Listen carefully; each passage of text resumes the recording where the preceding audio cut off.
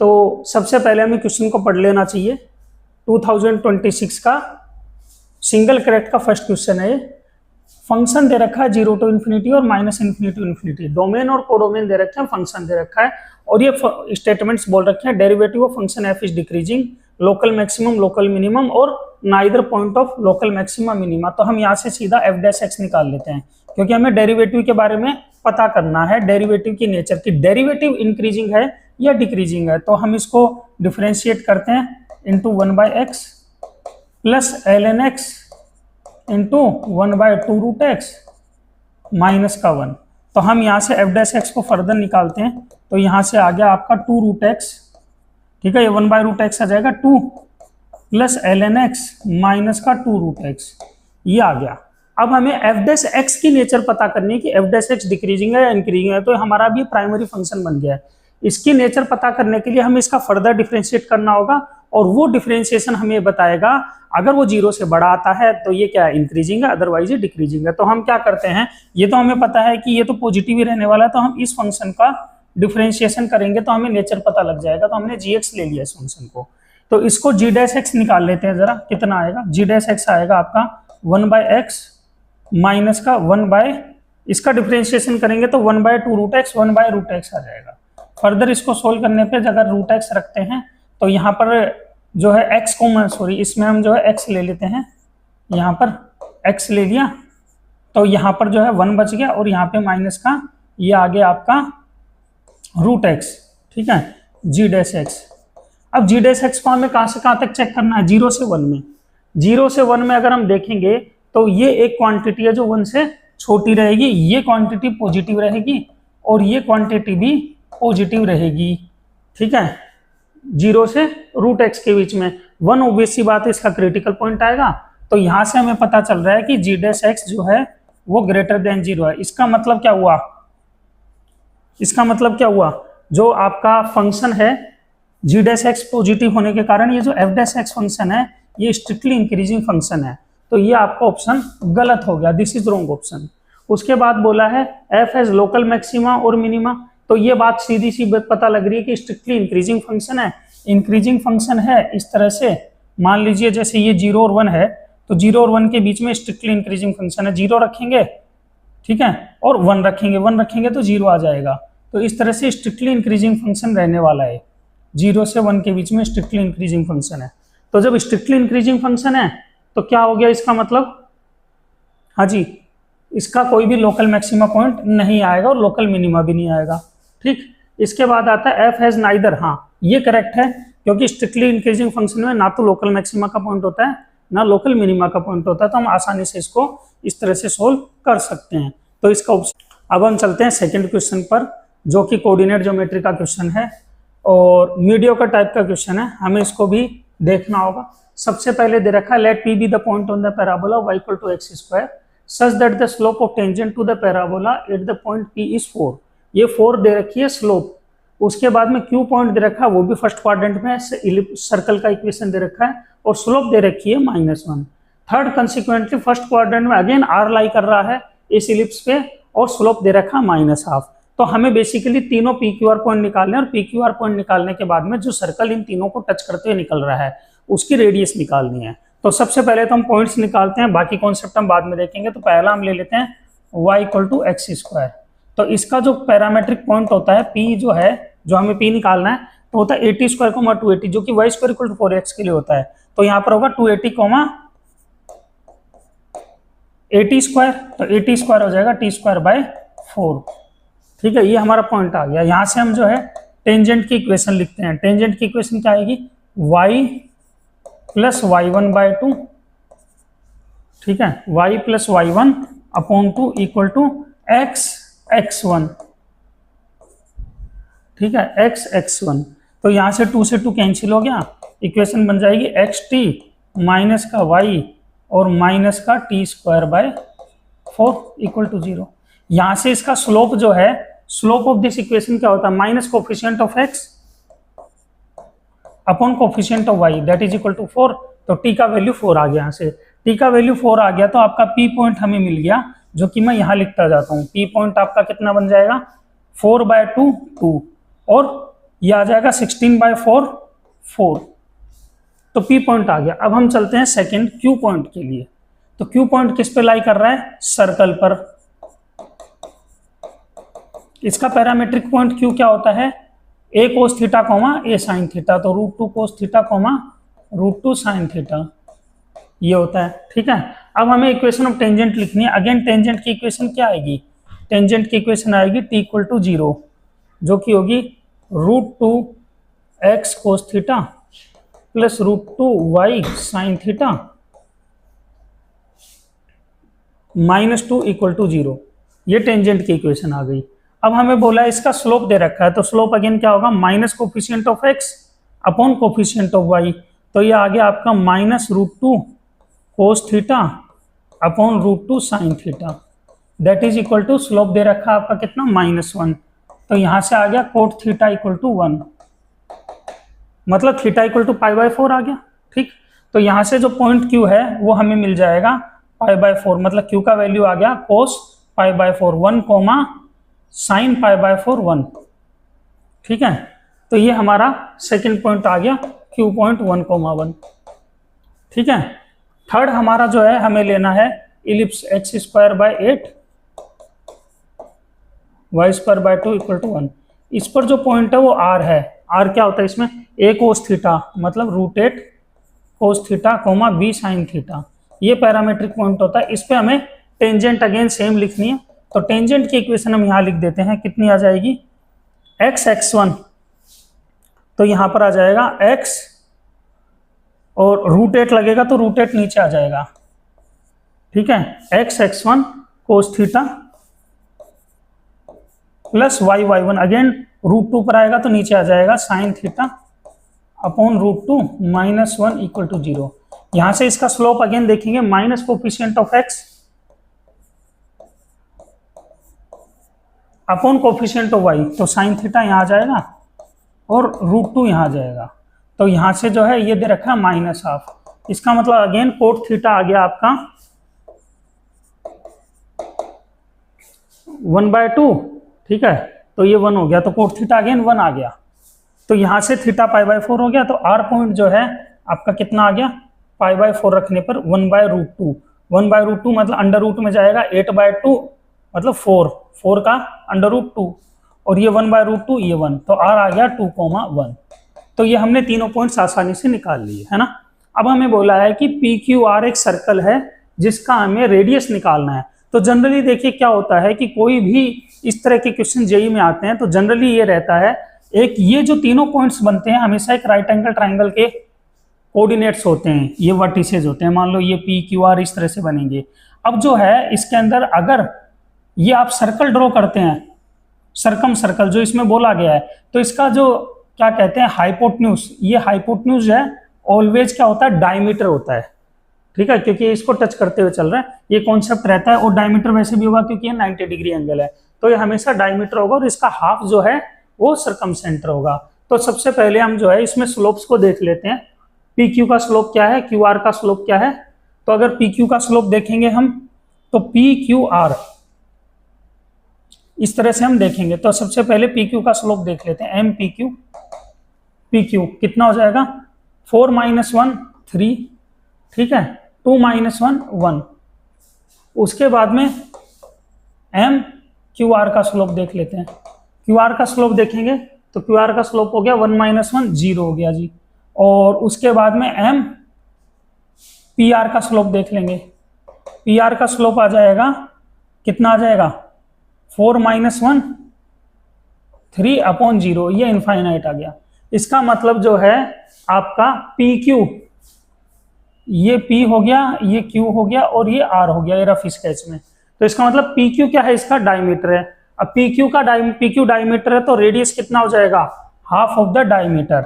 तो देख लेते हैं, रेडियस आ जाएगा PQ/2। अब PQ जो है डिस्टेंस फॉर्मूला से हम निकाल सकते हैं। P के कोऑर्डिनेट्स कितने हैं? 2, 4 और Q के 1, 1।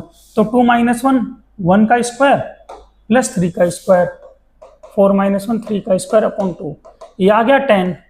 तो √10/4 मतलब √5/2। तो आंसर इज √5/2। तो हम देखो आसानी से इसको कर पा रहे हैं। कोई ज़्यादा मुश्किल क्वेश्चंस नहीं है, बस ये है कि हमें थोड़ा सा फोकस और कंसंट्रेशन पेपर में बनाए रखना है, अदरवाइज हमें दिक्कत होगी। नेक्स्ट क्वेश्चन है, ये आसान सा क्वेश्चन है। इसमें क्या बोला है, which of the following matrices can be performed by elementary row transition. देखो इसमें सीधी सी बात है कि अगर ये जो है A inverse is equal to I आता है, तो हमें क्या चाहिए, हमारे पास ये मैट्रिक्स मान लो ए है, तो इसका इनवर्स चाहिए, और हमें सीधा सीधा पता है कि इनवर्स का जो डिटर्मिनेंट होता है, डिटर्मिनेंट ऑफ ए इनवर्स के लिए determinant of A should be non zero, zero नहीं होना चाहिए। तो हमें सबसे पहले इनके डिटर्मिनेंट्स निकालेंगे। तो आप जब देखोगे तो इसका डिटर्मिनेंट जीरो आ रहा है, इसका भी जीरो आ रहा है, इसका भी, सिर्फ इसका नॉन जीरो आ रहा है, तो बी ऑप्शन इज करेक्ट। आप आराम से डिटर्मिनेंट निकाल के देख सकते हैं। अगला क्वेश्चन है, ये इनवर्स ट्रिग्नोमेट्री से रिलेटेड है, सिंगल करेक्ट के अंदर, तो इसको भी हम चेक करते हैं और बहुत आसानी से इसको कर लेंगे। देखना जी, सबसे पहले हम एक कॉन्सेप्ट इसको समझ लेते हैं। हम क्या करते हैं, 1 2 3 तीन है, तीनों को अलग अलग सोल्व करते हैं। तो सबसे पहला हम सोल्व करते हैं कोट इनवर्स, फिर इनको एडअप कर देंगे, कोट ऑफ -11। देखो ये हम क्लास में पढ़ाते हैं, क्लास में पढ़ाते हैं तो हमें पता है कि कोट इनवर्स एक्स का वैल्यू 0 से पाई के बीच होता है। जो कोट इनवर्स एक्स का आउटकम होता है वो 0 से पाई के बीच होता है, और x जो है वो रियल नंबर होता है ना। तो हमारा इसका जो आउटकम आएगा कोट इनवर्स x, ये 0 से पाई के बीच आना चाहिए। तो हम क्या करते हैं, इसको सबसे पहले कोट ऑफ -11, ठीक है, इसके अंदर ये दे रखा है कोट ऑफ -11, तो minus cot of minus theta minus cot theta. और हमें पता है एक चीज और पता है, हम जानते हैं cot inverse -x equal to pi minus cot inverse x, ये हमें पता है। तो हम यहाँ कर लेते हैं pi minus cot inverse cot 11। अगर मान लो मैं इनको कैंसिल करने की इसको कोशिश करूं तो 11 आएगा, जो कि पॉसिबल नहीं है, क्योंकि आंसर कोट इनवर्स x का 0 से पाई के बीच आना चाहिए। तो हमें क्या करना पड़ेगा, इसमें कुछ ऐड सब्ट्रैक्ट करना पड़ेगा जिससे आसानी से ये हो जाए। तो देखिए हम क्या करते हैं, 3 पाई ऐड कर देते हैं, 3 पाई प्लस 11 माइनस 3 पाई, ये हम क्लास में सिखाते हैं बहुत डिटेल में। This is theta. तो देखो cot of 3 pi plus theta, ये क्या बन जाएगा, cot of 3 pi plus theta, third quadrant आ जाएगा। थर्ड क्वाड्रेंट मतलब कोट पॉजिटिव, तो आपका ये आंसर बनेगा pi minus cot inverse cot of 11 minus 3 pi. क्योंकि हमारे पास इसमें क्या ऐड करते हैं हम, पाई, 2 पाई, 3 पाई, 4 पाई ऐड सब्ट्रैक्ट करते हैं, जब तक कि आपका गिवन डोमेन 0 से पाई के अंदर ये ना आ जाए। सॉरी ये 0 से पाई था, गलती से लिख दिया, ठीक है, 0 से पाई के बीच में जब तक ना आ जाए तब तक। तो 11 माइनस 3 पाई 0 से पाई के बीच में है, 0 से 3.14 के बीच में है आराम से। तो यहाँ से अब जो है हम इसको कैंसिल आउट कर सकते हैं। तो 11 माइनस 3 पाई, क्योंकि प्रिंसिपल वैल्यू में आ गया, तो आंसर आ गया 4 पाई माइनस 11। तो आपके फर्स्ट केस का आंसर आ गया 4 pi minus 11, 4 pi minus 11। Similarly अब हम सेकंड केस लेते हैं। सेकंड केस में है tan साइन 2 कोस इनवर्स 1/√2। ये थोड़ा सा आसान है हमारे लिए। कैसे, कोस इनवर्स 1/√2 प्रिंसिपल वैल्यू π/4 होता है, तो साइन π/2 आ जाएगा, और साइन π/2 1 होता है, तो ये 10 आ जाएगा। तो इसका आंसर हमारे पास 10 आ गया। थर्ड ऑप्शन को और देखते हैं, ठीक है। थर्ड क्या है, tan साइन 2 tan इनवर्स 2। तो देखो हमारे पास क्या होता है, साइन 2 थीटा, अगर मैं इसको थीटा बोलता हूँ, सपोज कीजिए साइन 2 थीटा, तो ये क्या होता है 2 sine theta cos theta, 10 × 2 sine tan inverse 2 cos tan inverse 2। ये अब हमने पढ़ा हुआ है ट्रिग्नोमेट्री में, इनवर्स में भी, कि इन साइंस को हम कैसे चेंज करते हैं। साइन इनवर्स को कैसे चेंज करेंगे, tan इनवर्स को साइन इनवर्स में कैसे चेंज करेंगे। तो देखिए ये क्या है, 2 जो है, अगर tan इनवर्स 2 है तो tan थीटा 2 हो गया, तो ये क्या हो गया 2/1, ये परपेंडिकुलर है और ये क्या है बेस है, तो यहाँ से हाइपोटेन्यूज आ जाएगा आपका √5, ठीक है। अब अगर मैं इसको साइन इनवर्स करता हूँ, ठीक है, तो साइन इनवर्स कितना आ जाएगा, 10 × 2 साइन इनवर्स कितना आ जाएगा, perpendicular upon hypotenuse √5। Sine inverse में कैंसिल हो गया। अब ये कोस को कोस इनवर्स में करना है, tan इनवर्स को, तो कोस इनवर्स 1/√5। तो यहां से जब हम देखेंगे तो कोसाइन साइन इनवर्स ये प्रिंसिपल वैल्यू में लाई कर रहा है, ठीक है, -π/2 से π/2 में है, ये 0 से पाई के बीच में है, तो हम कोस इनवर्स और कोस और साइन इनवर्स साइन को हटा सकते हैं यहां से, तो आंसर आ जाएगा हमारा 20 × 2/5 8। तो इसका आंसर आ गया 8। जब तीनों को ऐड करते हैं हम, देखो 4π -11 + 10, तो 4π -1 हो गया, 4π -1 + 8, 4π + 7 हो गया, तो ऑप्शन सी इज करेक्ट। तो ये आसानी से आ गया, ये हमारा सिंगल करेक्ट। जरा पहले क्वेश्चन को रीड आउट कर लेते हैं। Suppose the box 1 contains 6 red ball. एक बॉक्स है, बॉक्स 1, उसमें 6 रेड बॉल है, 9 ग्रीन बॉल है। तो हम पहले यहाँ पे बना देते हैं, ये बॉक्स 1 आ गया, दिस इज बॉक्स 1। इसमें कितनी बॉल्स हैं, कलर चेंज कर लेते हैं। इसमें बॉल्स हैं 6 रेड 9 ग्रीन। बॉक्स सेकेंड है, सिमिलरली उसमें कितनी बॉल्स हैं, बॉक्स सेकेंड में 8 रेड हैं और 12 ग्रीन हैं। उसके बाद हमें बोला गया all the balls of the box 1 are mixed with the box 2, a ball is chosen at random from them. अब इन बॉल्स को मिक्स कर दिया गया है, तो सबसे पहले टोटल बॉल्स कितनी हो गई, 9 6 15 20 35 बॉल्स हो गई, ठीक है। even with the event of choosing the ball from the box 1 and E2 with the event of choosing the ball from the box 2, ठीक है। अब ये दिया गया है, तो सबसे पहले हमें बोला है E1 और E2, F1 जो है रेड बॉल चूज करने की प्रोबेबिलिटी और F2 जो है ग्रीन बॉल चूज करने की प्रोबेबिलिटी। तो हम पहले लिख लेते हैं कि E1 क्या है, तो probability of taking from the box 1, total balls हैं 35, तो 35 का डिवाइड हो जाएगा। फर्स्ट बॉक्स में कितनी बॉल्स थी, 15, तो ये आ जाएगा 3/7। PE2 कितना आ जाएगा, PE2 आ जाएगा टोटल बॉल्स 20/35, तो ये आ जाएगा 4/7। तो ये आ गया आपका balls, probability of balls taking from the 1 and probability of balls taking from the 2। अब आगे बात आती है इसके अंदर की रेड और ग्रीन को चूज करने की प्रोबेबिलिटी। तो F1 इवेंट जो दिया है वो बोला है कि रेड को चूज करना है, तो F1, तो total number of red ball कितनी है, ये आ गई आपकी 6 + 8 14 और टोटल है 35, तो ये आ गया 2/7। टोटल बॉल्स रेड अगर के बाद अब ग्रीन चूज करनी है, तो ग्रीन चूज करने की प्रोबेबिलिटी हमारी क्या होगी, वो होगी F2, तो हम निकाल लेते हैं PF2। अब टोटल ग्रीन बॉल्स कितनी है, 12 + 9 21/35, तो ये आ जाएगा आपका 3/5, ये 5 था, इसको भी हम ठीक कर देते हैं, 2/5 और ये 3/5। सबसे इंपॉर्टेंट है कैलकुलेशन, कैलकुलेशन मिस्टेक नहीं होनी चाहिए। तो PF1 आ गया, PE1 PE2 सब आ गए। अब हमें ऑप्शंस को चेक करना है, तो ऑप्शन पहला क्या है, F1 and E1 are independent event, ये चेक करना है।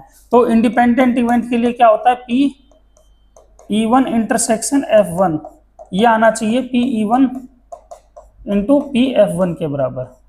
तो E1 F1 तो हमने दे रखा है, कितना है E1 F1, तो हमारा जो आ जाएगा E1 ये रहा 3/7 और F1 आ गया 2/5, ठीक है। तो ये हमारा आ गया। उसके बाद में आता है इंटरसेक्शन वाला, ये जब हम निकालते हैं P intersection E1 intersection F1, इसका मतलब क्या है, इसका मतलब है ball is red and it should be chosen from the box 1। तो रेड बॉल्स बॉक्स 1 में कितनी है, 6 है, और वो कहां से चूज हो, रेड होनी चाहिए और बॉक्स 1 से चूज होनी चाहिए, तो टोटल 35। तो ये तुम्हारा आ गया कैंसिल होके, इधर से आ गया था 6/35 और ये भी 6/35। So option A is correct, क्योंकि दोनों चीजें बराबर आ रही हैं। उसके बाद आता है F2 and E2 are dependent event, तो डिपेंडेंट है या नहीं है, उसके लिए हम देख लेते हैं जरा।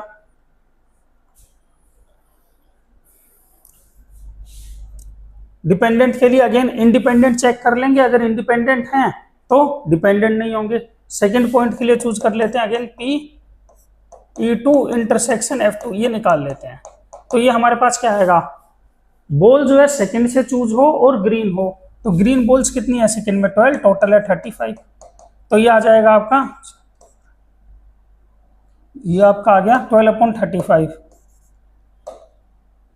उसके बाद में क्या चाहिए मुझे, PE2 इंटू PF2, ये इसके बराबर आना चाहिए। अगर बराबर आ जाता है तो इंडिपेंडेंट है, इंडिपेंडेंट है तो डिपेंडेंट नहीं है। E2 कितना है, PE2 है 4/7 और F2 है 3/5, तो ये आ गया 12/35। So these are independent events, not the dependent events, so second option is wrong.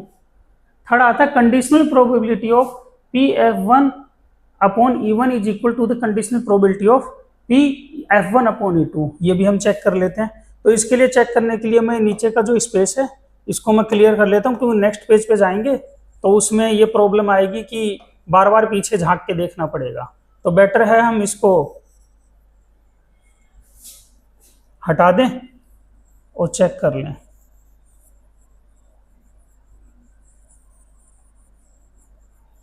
तो ये हमने हटा दिया। अब हम देखते हैं, पहले हम निकाल लेते हैं सी ऑप्शन के लिए PF1/E1, जो कि आ जाएगा PF1 इंटरसेक्शन E1/PE1। इसका वैल्यू निकाल लेते हैं, फिर उसका निकाल लेंगे, है ना। हमें मेन कैलकुलेशन पे फोकस रखना है, कैलकुलेशन हमारा रॉन्ग नहीं होना चाहिए। इसका मतलब क्या है, बॉल क्या आए, फर्स्ट बैक से आए और कैसी आए, रेड आए। तो रेड बॉल्स कितनी हैं, 6 और टोटल बॉल्स हैं 35। ठीक, उसके बाद में E1 इवेंट, मतलब E1 को हमें चूज करना है। तो E1 को चूज करने का इवेंट हमने पहले से दे रखा है 3/7। तो यहां से ये जो है आपका आ जाएगा 5 नीचे आ जाएगा और 3 2 6 ये आ गया। उसके बाद में आपका PF1/E2 ये निकालना है। इसका मतलब क्या हो गया, PF1 इंटरसेक्शन E2, ये जो कंडीशनल प्रोबेबिलिटी अपॉन PE2, इसको निकालेंगे तो क्या आएगा। इसका मतलब क्या है, बॉल जो है सेकंड बॉक्स से आए और रेड आए। सेकंड बॉक्स में रेड बॉल कितनी है, 8, टोटल है 35। सेकंड बॉक्स को चूज करने की प्रोबेबिलिटी है 4/7, तो यहां से 5 नीचे आ गया, ये 2 आ गया। तो ये इक्वल आ रहा है, means C option is correct. C option is correct, A is correct, C is correct, B is wrong. अब आता है डी। डी को भी हम चेक कर लेते हैं सिमिलरली। डी के अंदर क्या है, डी को यहां पर चेक कर लेते हैं। पहले निकालना है F1/E1 is greater than the conditional probability of F2/E2। तो पहले PF1/E1 निकाल लेते हैं। ये आ गया आपका PE1 इंटरसेक्शन F1/PE1, जिसका वैल्यू आपका आएगा E1 इंटरसेक्शन F1, ये हमने दे रखा है पहले से, यहाँ पे निकाल रखा है 6/35। और ये भी जो है हमारे पास है 3/7, तो ये आ गया 2/5। ठीक, इसके बाद बोल रहा है F2/E2।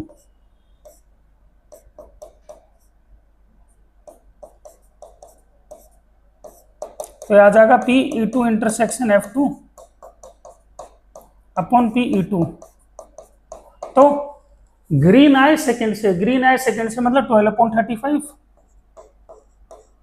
और E2 मतलब 4/7, मतलब 5 आ गया और 3 आ गया। तो ये बोला है क्या, ये ग्रेटर होनी चाहिए, जबकि है उल्टा, ये लेसर है, मतलब ये रॉन्ग है। ये बड़ा है, ये छोटा है, जबकि इसमें उल्टा पूछा गया था। तो 2/5 और 3/5 हमने क्लियरली देख लिया। आपके इसके ऑप्शंस ए और सी करेक्ट हैं, बी और डी रॉन्ग है। तो अब हम नेक्स्ट क्वेश्चन पे चलते हैं। नेक्स्ट क्वेश्चन है 3D का, और ठीक ठीक क्वेश्चन है। पहले हम देख लेते हैं, let P be the plane that it contains the line. एक प्लेन है P, उसमें ये लाइन रखी हुई है। अब हमें इक्वेशन ऑफ प्लेन P भी चाहिए, P1 भी चाहिए, मतलब इक्वेशन हमें निकालनी पड़ेगी। And is perpendicular to the plane, जो प्लेन P है इसके परपेंडिकुलर है। Let P1 be the plane which passes through 4 2 2 and is parallel to P। तो पहले हमें P निकालना पड़ेगा, उसके बाद हम P1 निकाल पाएंगे। तो P निकालने के लिए हमें क्या आएगा, पहले हम P को निकालते हैं। तो प्लेन P निकालने के लिए हम यहाँ पर प्रोसीजर को शुरू करते हैं। प्लेन P कैसा है, देखो इस प्लेन P में ये लाइन रखी हुई है, ठीक है, मतलब ये पॉइंट 1 3 -2 इस प्लेन में है, और इस लाइन के DRS जो हैं वो इसी प्लेन के अंदर पड़े हुए हैं, क्योंकि लाइन जो होती है उसके DRS लाइन के अलोंग ही होते हैं। प्लेन के DRS प्लेन के परपेंडिकुलर होते हैं, जो कि इस तरह से होते हैं। तो लाइन और प्लेन के डीआरएस आपस में क्या हो गया, 90 डिग्री पे हो गए। तो सबसे पहले हमें निकालना है प्लेन पी का इक्वेशन। तो हमने 3D के अंदर पढ़ा हुआ है equation of plane passing through one point, क्या होती है, a x minus x one plus b y minus y one plus c z minus z one. तो ये पॉइंट पड़ा हुआ है, तो प्लेन का इक्वेशन हो जाएगा ये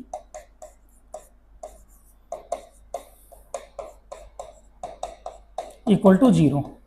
अब एबीसी आ जाए तो काम बन जाएगा। देखो अब हमारा जो प्लेन है इसके डायरेक्शन रेशियो एबीसी जो हैं, ये वाले एबीसी डायरेक्शन रेशियोज इसके, ये इस लाइन के भी परपेंडिकुलर हैं, ठीक है, और इस प्लेन के डीआरएस के भी परपेंडिकुलर है।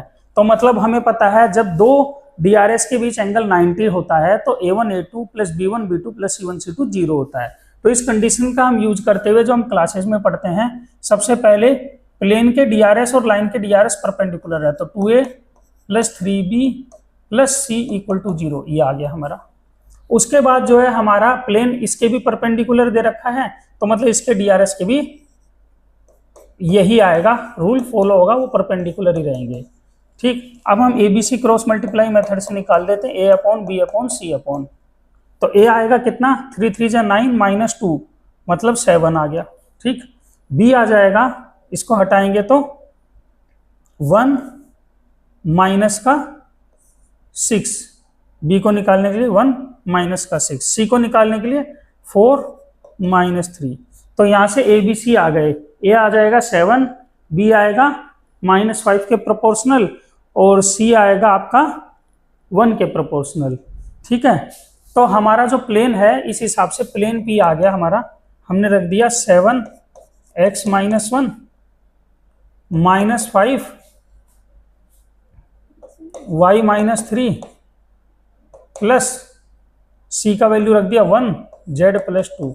तो यहां से जब हम प्लेन की इक्वेशन निकालेंगे तो ये आ रही है साफ साफ 7x minus 5y plus z, और वैल्यूज देखिए -7 प्लस 15 8 और 2 10, तो ये आपका जो है +10 इधर जाके हो गया -10, ठीक है। तो हमारा प्लेन पी का इक्वेशन करेक्ट है, तो this is the equation of plane P. पहला पॉइंट हमारा क्लियर हो गया। सेकंड बोला distance between P and P one, तो पी1 भी हमें चाहिए।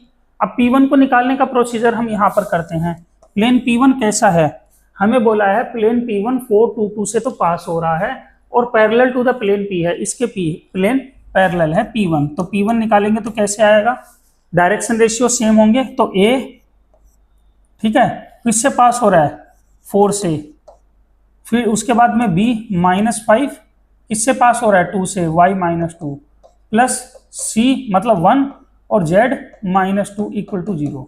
जब हम इसको सोल्व करते हैं तो ये आता है हमारा 7x माइनस का 5y प्लस का z -28 प्लस 10 -18 -2 -20। ये हमारा प्लेन आ रहा है, equation of plane P1। This is plane P1, this is plane P। हमें क्या बोला गया है, हमें बोला है दोनों के बीच की डिस्टेंस निकालो। तो डिस्टेंस हम कैसे निकालते हैं, डिस्टेंस निकालने का फॉर्मूला होता है d1 minus d2 upon root of a square plus b square. तो हम नेक्स्ट पेज पे कर लेते हैं।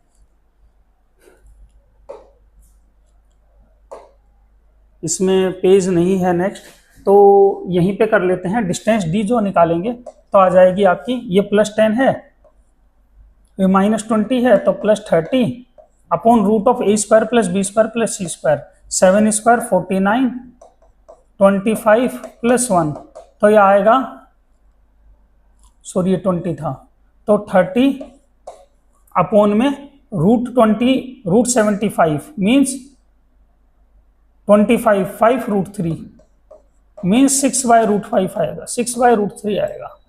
तो ये जो है ये रोंग है, ठीक है, 2√3 भी बोल सकते हैं। The distance of the plane point P from the origin.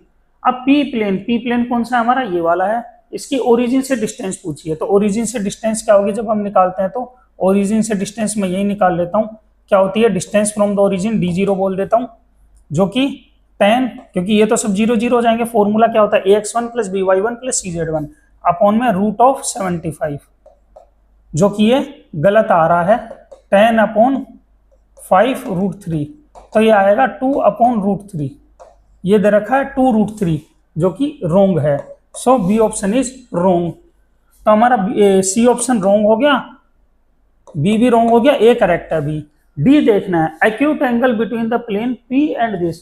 तो ये वाला प्लेन पी है और ये वाला प्लेन है। हमें पता है फॉर्मूला क्या होता है, cos theta a1 a2 plus b1 b2 plus c1 c2 upon root of sigma a1 square sigma a2 square. ये क्या है, आपके DRS का मल्टीप्लीकेशन है जो हम पढ़ाते हैं क्लासेस में। तो कोस थीटा आ जाएगा, ये क्या आ जाएगा a1 a2, क्योंकि p के साथ बोला है तो ये वाला प्लेन p है। a1 a2 कितना हो जाएगा 14, b1 b2 कितना हो जाएगा -10, क्योंकि 2 का इससे मल्टीप्लाई होगा, c1 c2 प्लस का 1 अपॉन में ये एक तो रूट 75 आ गया, दूसरा आ जाएगा रूट ऑफ 9, 4 4 8 और 1 9। तो ये जो है ये कैंसिल आउट होके 10 4 5 अपॉन ये कितना आ गया आपका 5 रूट 3 इंटू 3। तो ये कैंसिल होके आ गया 1 upon 3 root 3। So basically cos theta equals to 1 upon 3 root 3। So answer is correct, D option is correct. तो ये हमने पूरा देख लिया इसके अंदर प्रोसीजर को अच्छे से, और क्वेश्चन जो है एक मीडियोकर लेवल का ही था, बस कैलकुलेशन पार्ट जो है वो इन्वॉल्व है। अगला क्वेश्चन है हमारा 7th question, let R denote the set of all real numbers f r to r be an arbitrary function and g r to r be defined like this। ये calculus का question है और इसमें statements हमें check करने हैं। तो पहला स्टेटमेंट है the function g is always continuous. तो कंटिन्यूटी चेक करने के लिए हमें क्या करना पड़ता है, हमें लिमिट निकालनी पड़ती है, left hand limit, that is equal to limit h tending to 0। ठीक है, लेफ्ट हैंड के लिए क्या आ जाएगा आपका, हाँ क्या बोला है, function g is always continuous. तो सबसे पहले g ऑफ 0 माइनस h, ये कितना आ जाएगा -h f ऑफ -h। ये राइट हैंड लिमिट के इक्वल होना चाहिए, that is equal to plus h f of h limit h tending to 0। और उसके बाद बोला गया है इसका वैल्यू भी। तो g ऑफ 0 जो है वो किसके बराबर आना चाहिए, 0 के बराबर आना चाहिए, क्योंकि हमें 0 रखना पड़ेगा। तो अब इसमें बोला है कि let the function g is always continuous. क्या ऐसा हो सकता है कि फंक्शन g ऑलवेज कंटिन्यूअस हो? तो इसके लिए अगर मैं मान लो एक एग्जांपल ले लेता हूं, हमारा सपोज कीजिए मैं fx ले लेता हूं 1/x², या sin 1/x ऐसा भी ले सकता हूं। बहुत सारे फंक्शन ऐसे हैं मतलब। तो यहां पर जब मैं लिखूंगा 1/x तो 1/x आएगा। तो gx जो है वहां पर कंटिन्यूअस ऐसा हो जरूरी नहीं है, क्योंकि वो 1/x आते ही क्या होगा, लिमिट जो है अनडिफाइंड हो जाएंगी इसके अंदर। ठीक, तो ये जो है आपका ऑलवेज ट्रू नहीं है, कुछ फंक्शंस के लिए ट्रू हो सकता है। If f is continuous at g equal to 0 then g is differentiable at x equal to 0। ये हमें चेक करना है। तो सबसे पहले कंटिन्यूअस अगर f है तो f कंटिन्यूअस है, तो इसका मतलब LHL जो है उसका किसके बराबर होगा, RHL के बराबर होगा, और ये f ऑफ 0 के बराबर होगा। तो LHL कितना होगा, LHL जो है इसमें हमने जो है क्या बोला है, f कंटिन्यूअस बोला है। तो limit h tending to 0 f of -h, ये बराबर होगा limit h tending to 0 RHL f of h, और ये बराबर होगा f ऑफ 0 के बराबर। और ये फाइनाइट भी होने चाहिए, सब ये वैल्यूज फाइनाइट भी होने चाहिए, तभी ये कंटिन्यूअस माना जाएगा, नहीं तो कंटिन्यूअस नहीं माना जाएगा। अब अगर ये कंटिन्यूअस है तो ये कंडीशन फॉलो होगी, और डिफरेंशिएबल है तो हम g को डिफरेंशिएबल देखते हैं।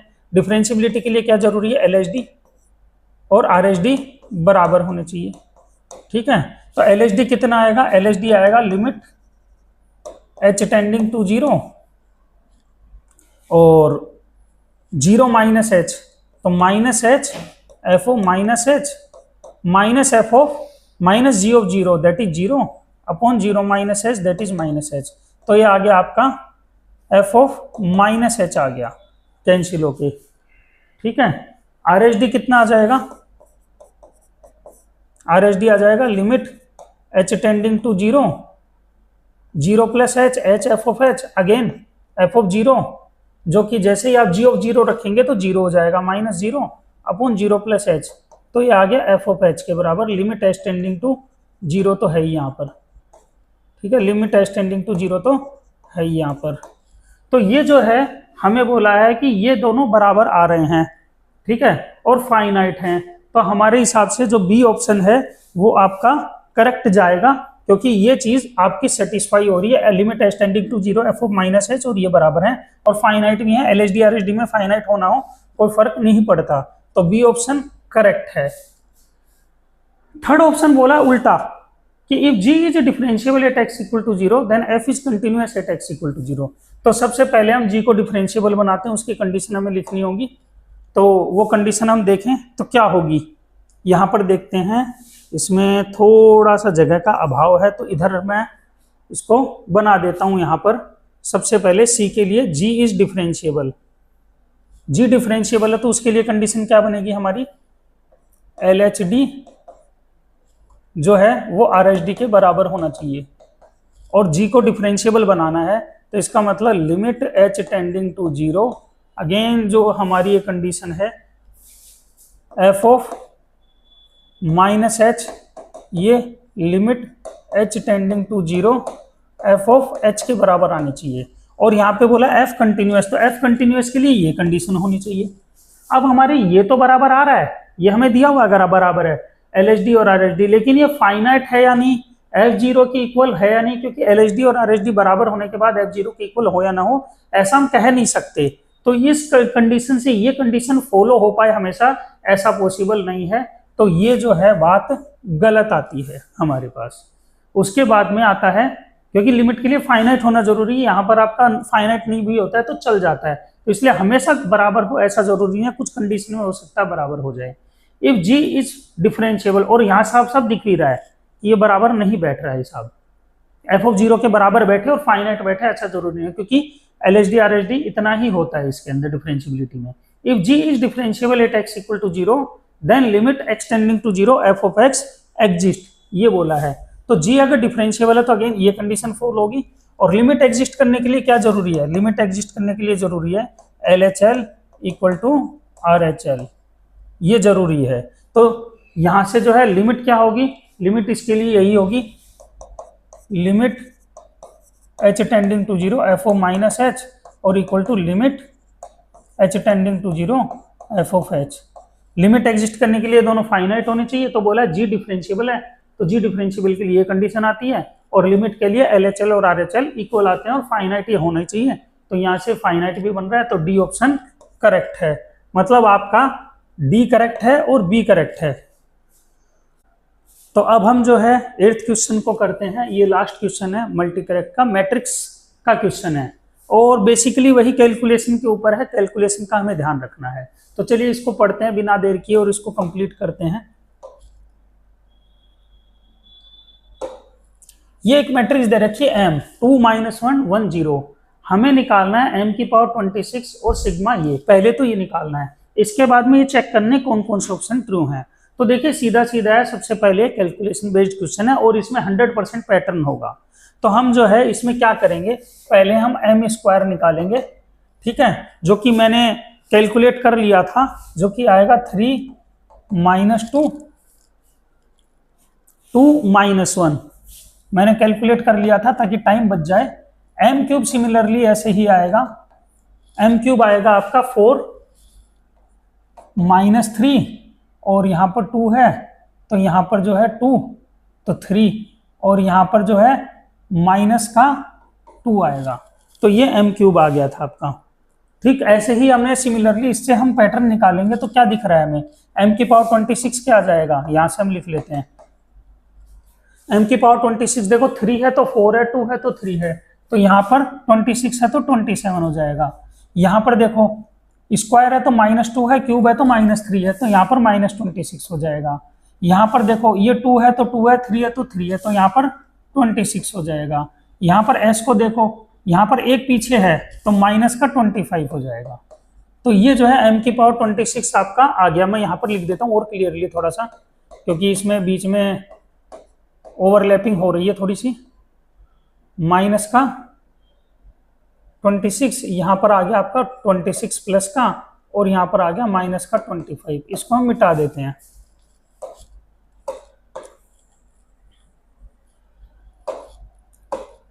इसके बाद जब हम सिग्मा निकालते हैं, सिग्मा का मतलब क्या होता है, हम m की पावर 1 प्लस m की पावर 2 अप टू m की पावर 26 को ऐड करेंगे। तो हमें पता है जब हम मैट्रिक्स में एडिशन करते हैं तो सभी पावर जो है 3 प्लस 4 प्लस 5 इस तरह से ऐड हो जाती हैं, तो ये एक एपी बनेगा।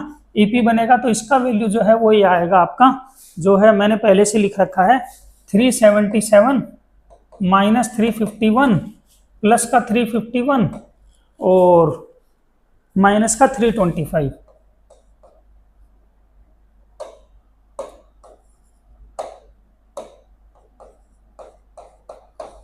ये जो है ये हमें बोला है पी क्यू आर एस, तो यहाँ से पी की वैल्यू 27, क्यू की वैल्यू -26, आर की वैल्यू 26 और एस की वैल्यू -25। ये हमें ए बी सी डी दे रखे हैं, तो this is A, this is B, this is C, this is D. तो हमारे पास ए बी सी डी के भी वैल्यू आ गए, पी क्यू आर एस के भी वैल्यू आ गए। अब हम आगे करते हैं और ऑप्शंस को ध्यान से पढ़ते हैं। There exist a invertible matrix N, मतलब determinant of N should be non zero with real entries M N into this. तो हम जो है क्या करते हैं, एम तो हमारे पास गिवन है, एम कितना गिवन है, ये 2 -1 1 0। एन के बारे में हमें कुछ आइडिया नहीं है, तो एन को मान लेते हैं एक्स वाई जेड और डब्ल्यू। यहाँ से हम जो है एन का वैल्यू अगेन इसमें प्लेस करते हैं एक्स वाई जेड डब्ल्यू, और ये वैल्यू रखते हैं हम 1 1 0 1। ठीक है, तो यहाँ से जब हम इसको कैलकुलेट करते हैं तो हमारे पास में वैल्यूज आएंगी। डिटर्मिनेंट को हम नेक्स्ट पेज पे ले जाते हैं, इसको बेटर रहेगा थोड़ा सा। तो यहाँ से जो है इसकी वैल्यूज हम कैलकुलेट करते हैं, तो ये वैल्यूज आती हैं आपकी 2x minus Z 2y minus W, उसके बाद जो है x y equal to right hand side आएगा आपका x plus y, matrix multiplication करेंगे तो, और z और z प्लस डब्ल्यू। ठीक है, इसको हम एक बार दिखा देते हैं। जब हम इसको रो इनटू कॉलम और रो इनटू कॉलम करेंगे तो लेफ्ट हैंड साइड और राइट हैंड साइड आई हमने यहाँ पर लिख ली। अब इससे जो है हमें पता है मैट्रिक्स में हम क्या करते हैं, 2x minus z equal to x के बराबर होगा, ये इसके एलिमेंट के बराबर होता है। यहाँ से आ गया x इक्वल टू जेड। ठीक है, ये एक आसान सी चीज है। इसके बाद हम यहाँ से देखते हैं 2y minus W is equal to X plus Y. ठीक है, यहाँ से x equal to Z again आ गया, लिखने की जरूरत नहीं है। यहाँ से आ गया y equal to z plus डब्ल्यू। ये इंफॉर्मेशन हमारे पास आ गई। हमें बोला है कि n जो है, n ऐसी मैट्रिक्स है जो कि जिसका कि क्या है, डिटरमिनेंट नॉन जीरो है। तो डिटरमिनेंट ऑफ n जब हम निकालेंगे तो कितना आ जाएगा, वो आ जाएगा एक्स वाई जेड डब्ल्यू था, तो डिटरमिनेंट आएगा एक्स डब्ल्यू माइनस वाई जेड। ये अगर नॉन जीरो आ जाएगा तो ऑप्शन ट्रू हो जाएगा, जीरो आ जाएगा तो गलत हो जाएगा। तो यहाँ से जो है हमने देख रहे हैं कि x और z तो बराबर हैं, तो ये आ गया x और z बराबर होने से मैं इसको x रख दूंगा, तो w माइनस वाई आ गया। ठीक है, अब मुझे w माइनस वाई निकालना है, तो देखो मैं w माइनस वाई यहाँ से निकाल सकता हूँ, जो कि आ रहा है माइनस जेड के बराबर। तो मैंने रख दिया x इंटू माइनस जेड, तो ये आ गया माइनस एक्स जेड, और x और z बराबर है तो ये आ गया माइनस एक्स स्क्वायर। मतलब ये नॉन जीरो आ रहा है, नॉन जीरो आ रहा है तो determinant of N non zero आ रहा है। इसका मतलब आपका जो आंसर है वो ए ऑप्शन करेक्ट है। ठीक है, चलते हैं बी ऑप्शन पे। Value of A is 378। ये तो गलत है, देखो ए का वैल्यू 377 है, तो ये गलत है, ए का वैल्यू 377 था, बी इज रॉन्ग। सी के बारे में बोला है for any two given matrix m n there exist unique integers. ये एक्स और वाई यूनिक, मतलब सॉल्यूशन यूनिक होगा। यूनिक सॉल्यूशन का मतलब, यूनिक सॉल्यूशन का मतलब क्या होता है, determinant of p q r s. ये जो डिटर्मिनेंट निकालोगे ये आपका नॉन जीरो आना चाहिए। तो पी क्यू आर एस जो है हमारे पास है, इसका जब हम डिटर्मिनेंट निकालते हैं तो आता है 1 के इक्वल। जब ये वैल्यूज, तो देखो इसको मल्टीप्लाई कर लो, इसको मल्टीप्लाई कर लो, 1 के बराबर आएगा। तो इसका मतलब क्या है, डिटर्मिनेंट नॉन जीरो है। नॉन जीरो डिटर्मिनेंट का मतलब एक्स और वाई यूनिक सॉल्यूशन है, इसके सॉल्यूशन यूनिक होंगे, ये हमें पता है, क्लियर। तो हमारा सी ऑप्शन भी करेक्ट हो गया। अब आते हैं डी ऑप्शन पे। फॉर ईच, अगेन ये बोला है यूनिक सॉल्यूशन होना चाहिए, मतलब इसका जो डिटर्मिनेंट है ए प्लस टी और बी और सी डी प्लस टी, ये जो है नॉन जीरो आना चाहिए। Again this should be non zero. तो ये जब हम कैलकुलेट करते हैं तो ये क्या आएगा आपका, इसका डिटरमिनेंट निकाल लेते हैं हम नेक्स्ट पेज पे। यहाँ पर एक बार लिख लेते हैं देख के, a प्लस टी बी, सी और डी प्लस टी, सी और डी प्लस टी, इसका डिटरमिनेंट निकालेंगे तो a plus T into D plus T minus का बी सी, यहां से लेंगे तो ए डी प्लस का ए टी प्लस का डी टी प्लस का टी स्क्वायर माइनस का बी सी। अब इसमें ए बी सी डी की वैल्यूज अगर हम पुट करते हैं तो हमने निकाल रखा है ये आपका t प्लस 26 का होल स्क्वायर ऐसा आएगा। अगेन ये क्या है, ग्रेटर देन जीरो है, और इसका मतलब क्या होगा, डिटर्मिनेंट जो है वो आपका नॉन जीरो आ रहा है, डिटर्मिनेंट इज नॉन जीरो, मतलब यूनिक सॉल्यूशन होगा ही होगा यहाँ भी। तो जो है यूनिक सॉल्यूशन होगा, तो डी भी आपका करेक्ट है, आपका यूनिक सॉल्यूशन होगा टी के लिए। कोई भी टी आप रखो, क्योंकि उसमें देखो टी का वैल्यू आप चाहे 0 रखो चाहे 1 रखो, कोई दिक्कत नहीं है, ये आंसर आपका बन रहा है। तो थोड़ा सा कैलकुलेटिव क्वेश्चन है, जरूर है, टाइम ज्यादा लेगा लेकिन डुएबल है। आप ऐसा कर सकते हैं पेपर के अंदर कि जो क्वेश्चन आपको नहीं आ रहे हैं उसका टाइम आप इस पे इन्वेस्ट कर सकते हैं, तो उससे आपके क्वेश्चंस में थोड़ी सी मजबूती आएगी और आपके क्वेश्चन सही होंगे। तो जो कैलकुलेशन वाले क्वेश्चन है वो डुएबल होते हैं, बस थोड़ा सा टाइम ज्यादा लेते हैं। तो हमें क्या करना चाहिए, जो क्वेश्चन नहीं आ रहे हैं उसका टाइम हमें इन पे इन्वेस्ट कर देना चाहिए, तो आसानी से क्वेश्चंस हो जाएंगे और हम एक अच्छी रैंक भी अचीव कर सकते हैं। सो ये मल्टी करेक्ट का छोटा सा सेक्शन था advance maths paper 2026 maths 1 paper का। आगे हम अब इसका जो नेक्स्ट है वो इंटीजर टाइप के क्वेश्चंस का सॉल्यूशन लेके आएंगे, और उसके बाद हम मल्टी करेक्ट का सॉरी डिटर्मिनेंट का भी जो है मैट्रिक्स मैथ जो आते हैं उसका भी हम सॉल्यूशन लेकर आएंगे। So thank you. अभी इसको सोल्व करते हैं, स्टार्ट करते हैं जरा। देखिए क्वेश्चन है कैलकुलस बेस्ड क्वेश्चन है, फंक्शन दे रखा है -π/2 से π/2, रेंज -इनफाइनाइट से इनफाइनाइट को डोमेन दे रखा है इसका, fx ही आपका दे रखा है। तो fx में ध्यान से देखो, ये फंक्शन दे रखा है और ये फंक्शन दे रखा है, basically this is the addition of two functions. ठीक, ग्रेटेस्ट इंटीजर दे रखा है, ग्रेटेस्ट इंटीजर हमें पता है डिसकंटिन्यूअस और नॉन डिफरेंशिएबल होता है कहाँ, इंटीजर्स पर। ठीक, तो हमें बोला alpha be the number of points in which it is not continuous and beta be the number of points in which f is not differentiable। तो अल्फा बीटा का सम पूछा है कंटीन्यूअस और नॉन डिफरेंशिएबल का। तो देखिए दिस फंक्शन इज कंटीन्यूअस, ठीक है। अब इसको हमें चेक करना पड़ेगा, कंटीन्यूअस प्लस डिसकंटीन्यूअस डिसकंटीन्यूअस होता है, ये हम सभी जानते हैं। तो हमें डिसकंटीन्यूटी के पॉइंट्स चेक करने होंगे इसके। तो इसके लिए हम क्या करते हैं, इस फंक्शन को मैं मान लेता हूँ एच एक्स। अब ये एच एक्स फंक्शन कैसा है, देखो इसको निकालवाना थोड़ा सा कि वैल्यूज पुट करके निकालवाना थोड़ा मुश्किल होगा। तो एक ऐसी वैल्यू जरूर आएगी जहां पर ये जो है इंटीजर बनेगा, कहाँ आएगा क्या आएगा उसको देखने के लिए हम जो है अंदर के फंक्शन को देख लेते हैं। ये जो अंदर का फंक्शन है इसको मैंने एच एक्स माना है। अब ये क्या है, ये इवन फंक्शन है। कैसे, इसमें अगर मैं -x रिप्लेस करूं तो x ही बन जाएगा। इसका मतलब अंदर वाला फंक्शन इवन फंक्शन है, तो अंदर वाले फंक्शन का अगर मैं एक रफ ग्राफ बनाना चाहूँ तो इस तरह बन जाएगा। देखो x इक्वल टू 0 पे 0 आएगा, ठीक है, और इवन फंक्शन है तो एक रफ स्केच में बना दे रहा हूँ, ठीक है। आगे कहाँ तक है, π/2 तक।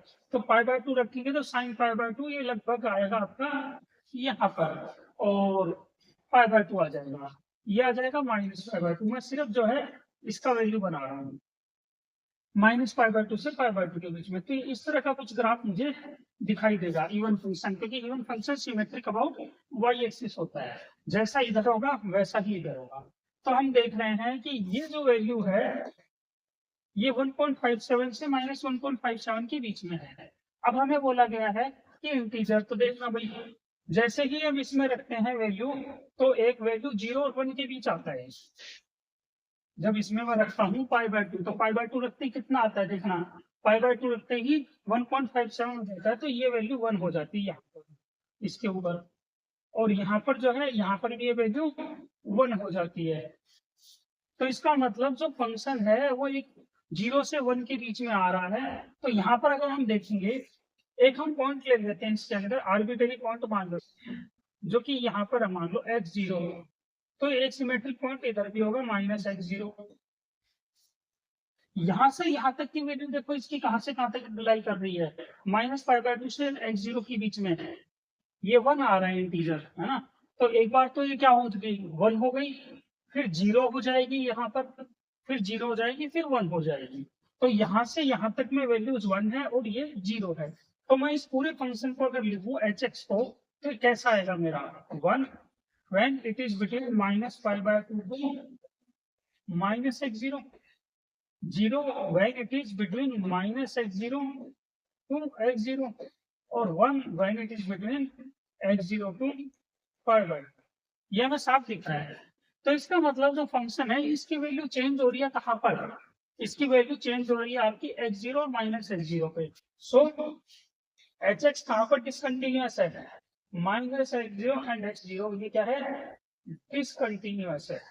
तो इसका मतलब हमें बोला गया है, बाकी ये तो एवरीवेयर कंटिन्यूअस है, तो कंटिन्यूअस है तो हमें बोला गया अल्फा का वैल्यू, तो अल्फा का वैल्यू आ जाएगा 2, क्योंकि 2 पॉइंट्स पे डिसकंटिन्यूअस है। ओके, ये आई थिंक आसानी से समझ में आ गया होगा, बहुत आसान था इसके अंदर चीजों को समझ पाए। ग्रेटेस्ट इंटीजर लेते ही ये वैल्यू जो है आपकी 0 हो जाएगी और आगे जो है 1 हो जाएगी, इस तरह से आपका वैल्यू चलेगा। ठीक है, अब हम आगे बढ़ते हैं इसके अंदर जो सेकंड पॉइंट है beta, number of non differentiable points. तो देखो हमें पहले जो है डाउटफुल पॉइंट्स देखने हैं। डाउटफुल पॉइंट्स कौन से हैं, एक तो ऑब्वियस सी बात है -x0 और x0, इस पे तो 100% नॉन डिफरेंशिएबल है ही। ठीक है, क्योंकि यहाँ पर डिसकंटिन्यूअस हो रहा है, तो डिसकंटिन्यूअस फंक्शन डिफरेंशिएबल नहीं हो सकता। उसके बाद जो है आपका पॉइंट्स आते हैं, ये मॉडुलस के अंदर जो है कोई भी फंक्शन हो वो रूट पर डिसकंटिन्यूअस हो सकता है, लेकिन ये मल्टीप्लीकेशन है, इसलिए नॉन डिफरेंशिएबिलिटी को हमें चेक करना पड़ेगा। तो 0 पर और x = 1 पर, यहाँ से ये तो डिफरेंशिएबल है एवरीवेयर, लेकिन यहाँ हमें मल्टीप्लिकेशन ऑफ टू फंक्शंस है, तो हमें चेक करना पड़ता है कि किस फंक्शन पर ये नॉन डिफरेंशिएबल आ रहा है, कहाँ आ रहा है। यहाँ तो 100% डिफरेंशिएबल है, नॉन डिफरेंशिएबल है, यहाँ चेक करना पड़ेगा। तो अब इन दो पॉइंट्स में से पहले हम मान लो चेक करते हैं x = 0 पर। तो x = 0 के लिए सबसे पहले मैं जो फंक्शन लिखूंगा वो मेरा क्या आएगा, मैं यहाँ लिख देता हूँ, जिससे किसी प्रकार का कोई कंफ्यूजन नहीं रहे। 0 से कम लेना है मुझे, तो 0 से कम लेते ही ये फंक्शन आप क्या आ गया -x। ठीक है, ये भी आ गया -x + 1 sin x, तो sin x ही रहेगा। ठीक है, अब ये वाला जो है इसको तो हमें देखना ही नहीं है, तो पता लगा है कि भाई नॉन डिफरेंशिएबल आ रहा है -x0 x0 पे, और 0 प्लस रखें या 0 माइनस रखें, 0 प्लस 0 माइनस x रखेंगे -x, तो h इंटू समथिंग बहुत स्मॉल वैल्यू जाएगी, तो ऑलवेज 0 रहेगा, तो इसको हम छोड़ देते हैं। अगर अब मैं इसको डिफरेंशिएट, और फिर जो है यहाँ पर ये तो आ गया आपका 0 माइनस पर, 0 से छोटे पर फंक्शन, ये आ गया 0 माइनस से, यहाँ लिख देते हैं 0 माइनस से। अब 0 प्लस पर कहाँ पर आएगा, इसको भी हम बिना कंफ्यूजन के नोट कर लेते हैं। 0 प्लस पर जो फंक्शन है वो कैसा आएगा, वो आएगा हमारा x -x + 1, क्योंकि x 0 से तो बड़ा है, लेकिन 1 पे तो छोटा है ना, sin x, वो 0 हो जाएगा। तो ये आपका बन गया ये। तो जैसे ही मैं f(x) निकालती हूँ, मतलब डिफरेंशिएबल और नॉन डिफरेंशिएबिलिटी चेक करनी है ना, तो -2x + 1, तो कितना आ गया, -2 बन गया, -2 इंटू, पहले हम इसको क्या करते हैं, ढंग से लिख देते हैं, -2x + 1 हो गया, तो वो लगा लेंगे हम, -2 तो एजीटीज रहेगा sin x, फिर प्लस -2x + 1 और sin x का डिफरेंशिएशन cos x। अब अगर मैं इसमें 0 रखता हूँ, क्योंकि 0 माइनस रखना था, तो 0 रखते ही क्या आ जाएगा, ये 0 हो जाएगा, ये 1 हो जाएगा, ये 0 हो जाएगा, तो यहाँ पर जो है 0 1, ये 1 आ गया। सिमिलरली यहाँ अगर मैं f(x) निकालता हूँ 0 से बड़े के लिए, तो क्या आएगा, ये आ गया cos x, x - x, तो यहाँ पर जो है f'0, ये आ गया 1, तो यहाँ पर जो है it is differentiable at x = 0। तो ये फंक्शन हमारा x = 0 पर डिफरेंशिएबल है। तो हमारे पास अभी दो ही पॉइंट है, अब एक 1 लेंगे, तो 1 पर जैसे ही आप इसको चेक करेंगे 1 प्लस एच और 1 माइनस एच, तो यहाँ दिखेगा दिस इज नॉन डिफरेंशिएबल। सो 1 पर जो है ये नॉन डिफरेंशिएबल होगा। कैसे होगा? पहले 1 में से 1 माइनस एच करेंगे तो ये वाला फंक्शन पॉजिटिव में ब्रेक होगा, नेगेटिव में ब्रेक होगा, ये तो अगेन जीरो ही हो जाएगा। फिर इसको दोबारा चेक करेंगे 1 प्लस एच पर, जब डिफरेंशिएट करेंगे तो वैल्यूज आपको अलग अलग मिलेगी। ये आप आराम से इसको कर सकते हैं कंटिन्यूएशन में। तो हमारे पास में total number of differentiable non differentiable points आ गए, कौन कौन से? माइनस एच जीरो और 1। तो यहाँ से आ गया 3। हमें पूछा अल्फा प्लस बीटा का वैल्यू कितना होगा, तो अल्फा प्लस बीटा का वैल्यू मैं यहाँ बड़े बड़े अक्षरों में लिख देता हूँ। अल्फा प्लस बीटा का वैल्यू 5 होगा एडिशन करके। तो हो ये चीज आपको क्लियर हो गई होगी कि अल्फा प्लस बीटा का वैल्यू आपका 5 आएगा। ठीक है, आगे हम चलते हैं इसके अंदर। एक और क्वेश्चन है, ये भी परम्यूटेशन एंड कॉम्बिनेशन का क्वेश्चन है। बेसिकली ये मल्टीनोमियल थ्योरम के ऊपर डिपेंडेंट क्वेश्चन है। तो हम इसको करते हैं जरा, आसान क्वेश्चन है। The number of ways to distribute 10 identical red band and 14 identical blue band among 4 persons such that each person gets 6 pens। मतलब एग्जैक्टली 6 पेन मिलने चाहिए। इसमें कहीं ये नहीं बोला है कि ब्लू कितने मिलने चाहिए, रेड कितने मिलने चाहिए। तो मतलब अगर मैं एक पर्सन कोई भी लेता हूँ, मान लो RI पर्सन, ठीक है, एक रेड पेन और एक ब्लू पेन है, दोनों को मिला के किसी भी एक पर्सन को क्या मिलेंगे? दोनों मिला के 6 होने चाहिए। ठीक है, अब मान लो आपको क्या है, रेड 0 मिल गया तो ब्लू अपने आप 6 मिल जाएंगे। ठीक है, रेड अगर 1 मिलेगा तो ब्लू 5 मिल जाएंगे, और वाइस वर्सा भी ट्रू होगा। तो हम क्या करते हैं, बेसिकली केवल रेड पेन के लिए अगर ये कॉम्बिनेशन निकाल लें तो हमारा काम आसान हो जाएगा, ब्लू पेन अपने आएंगे। क्योंकि मान लो आपने किसी को कॉम्बिनेशन के अंदर एक रेड दिया तो अपने आप उसको ब्लू 5 मिल जाएंगे। ठीक है, तो हम इसको क्या करते हैं, मान लो हमारे पास 4 पर्सन है, पहला पर्सन, दूसरा पर्सन, तीसरा पर्सन और चौथा पर्सन। इसको जोड़ के आपको रेड पेन देने हैं, कितने? 10। ठीक है, ये रेड के लिए हम शुरू कर रहे हैं तो रेड पेन में 10 देने हैं, इसमें कोई समस्या नहीं होनी चाहिए। अब प्रत्येक पर्सन को रेड पेन कितने मिल सकते हैं? मैक्सिमम 6 मिल सकते हैं, मिनिमम 0 मिल सकते हैं। अगर मान लो किसी को 6 रेड मिल गए, ठीक है, तो क्या हो जाएगा, इसको 0 मिल जाएंगे, क्योंकि टोटल 6 देने हैं। ठीक, अपने आप चीजें अपने हिसाब से होती जाएंगी। अब हम आगे चलते हैं।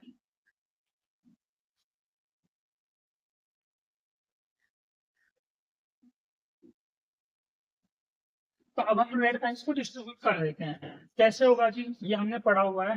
अब हम इसमें निकालना है कोफिशिएंट, ये मल्टीनोमियल में पढ़ाते हैं, x की पावर 10 किस में निकालना है? देखिए, पहले पर्सन कितने मिलने चाहिए? 0।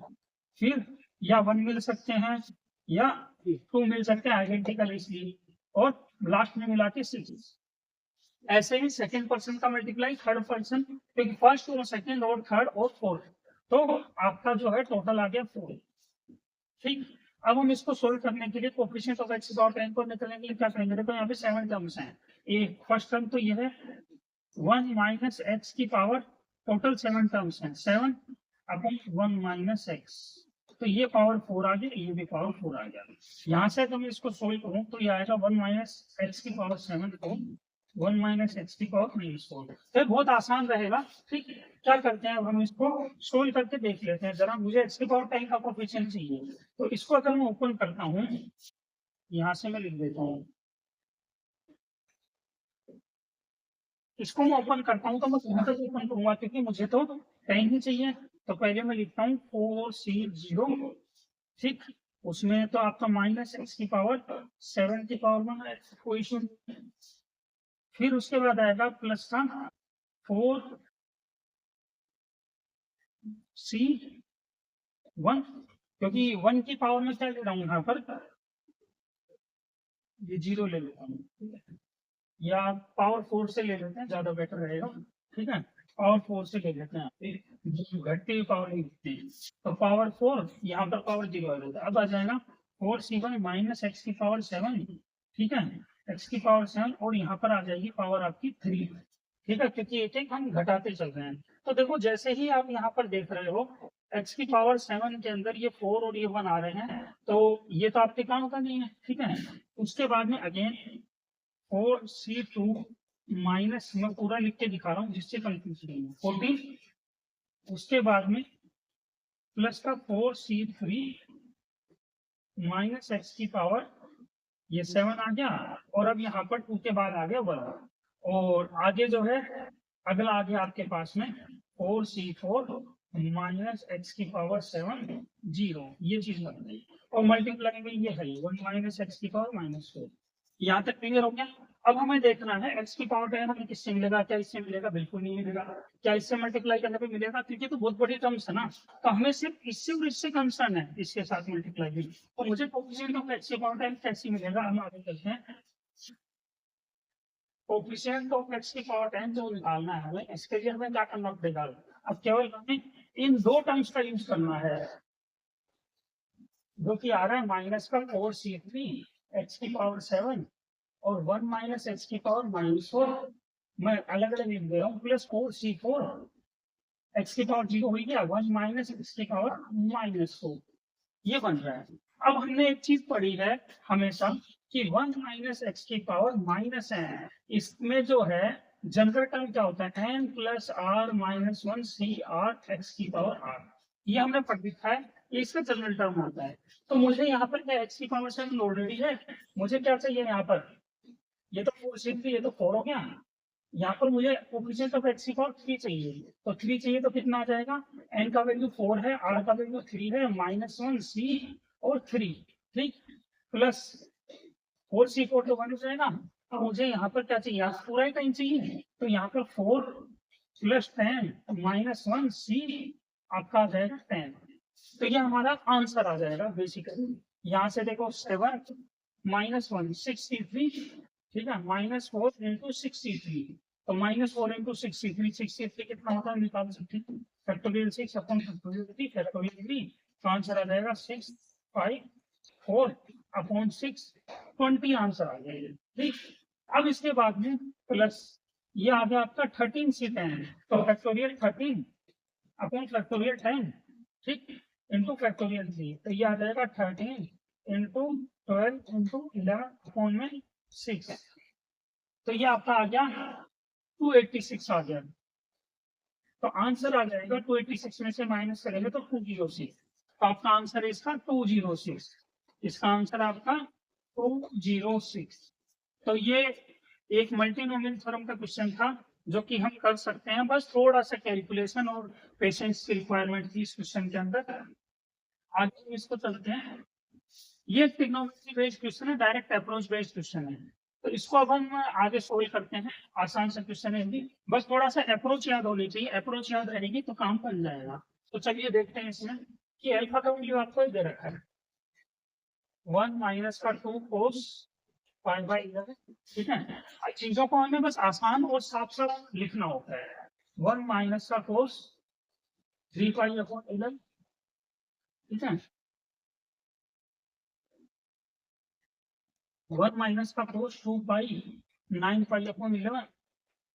अब देखिए ये 27 बन रहा है, तो 27 को क्या मैं 22 पाई प्लस 5 पाई लिख सकते हैं, बिल्कुल लिख सकता हूँ। तो देखूंगा तो मैं 2 पाई प्लस 5 बाई ये बन रहा है, तो 1 माइनस का कोस ऑफ 5 पाई बाई 11, क्योंकि ये क्या बन रहा था, cos of 2 pi plus theta, ठीक। इसके बाद में ये वाला लास्ट, तो क्या मैं इसको 81 को क्या लिख सकता हूँ मैं 88 पाई माइनस 7 पाई, ये कौन सा क्वाड्रेंट आ गया 2 पाई, एक तरह से 2 pi minus theta fourth quadrant, fourth में कोस अगर पॉजिटिव हो जाता है 1 माइनस कोस 7 पाई बाय 11, ये हमारा बन गया जी, ठीक है।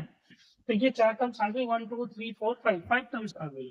अब हमें इसको करने के लिए एक चीज को समझना पड़ेगा, ये अप्रोच बेस्ड क्वेश्चन है, तो 1 माइनस का 2 कोस थीटा,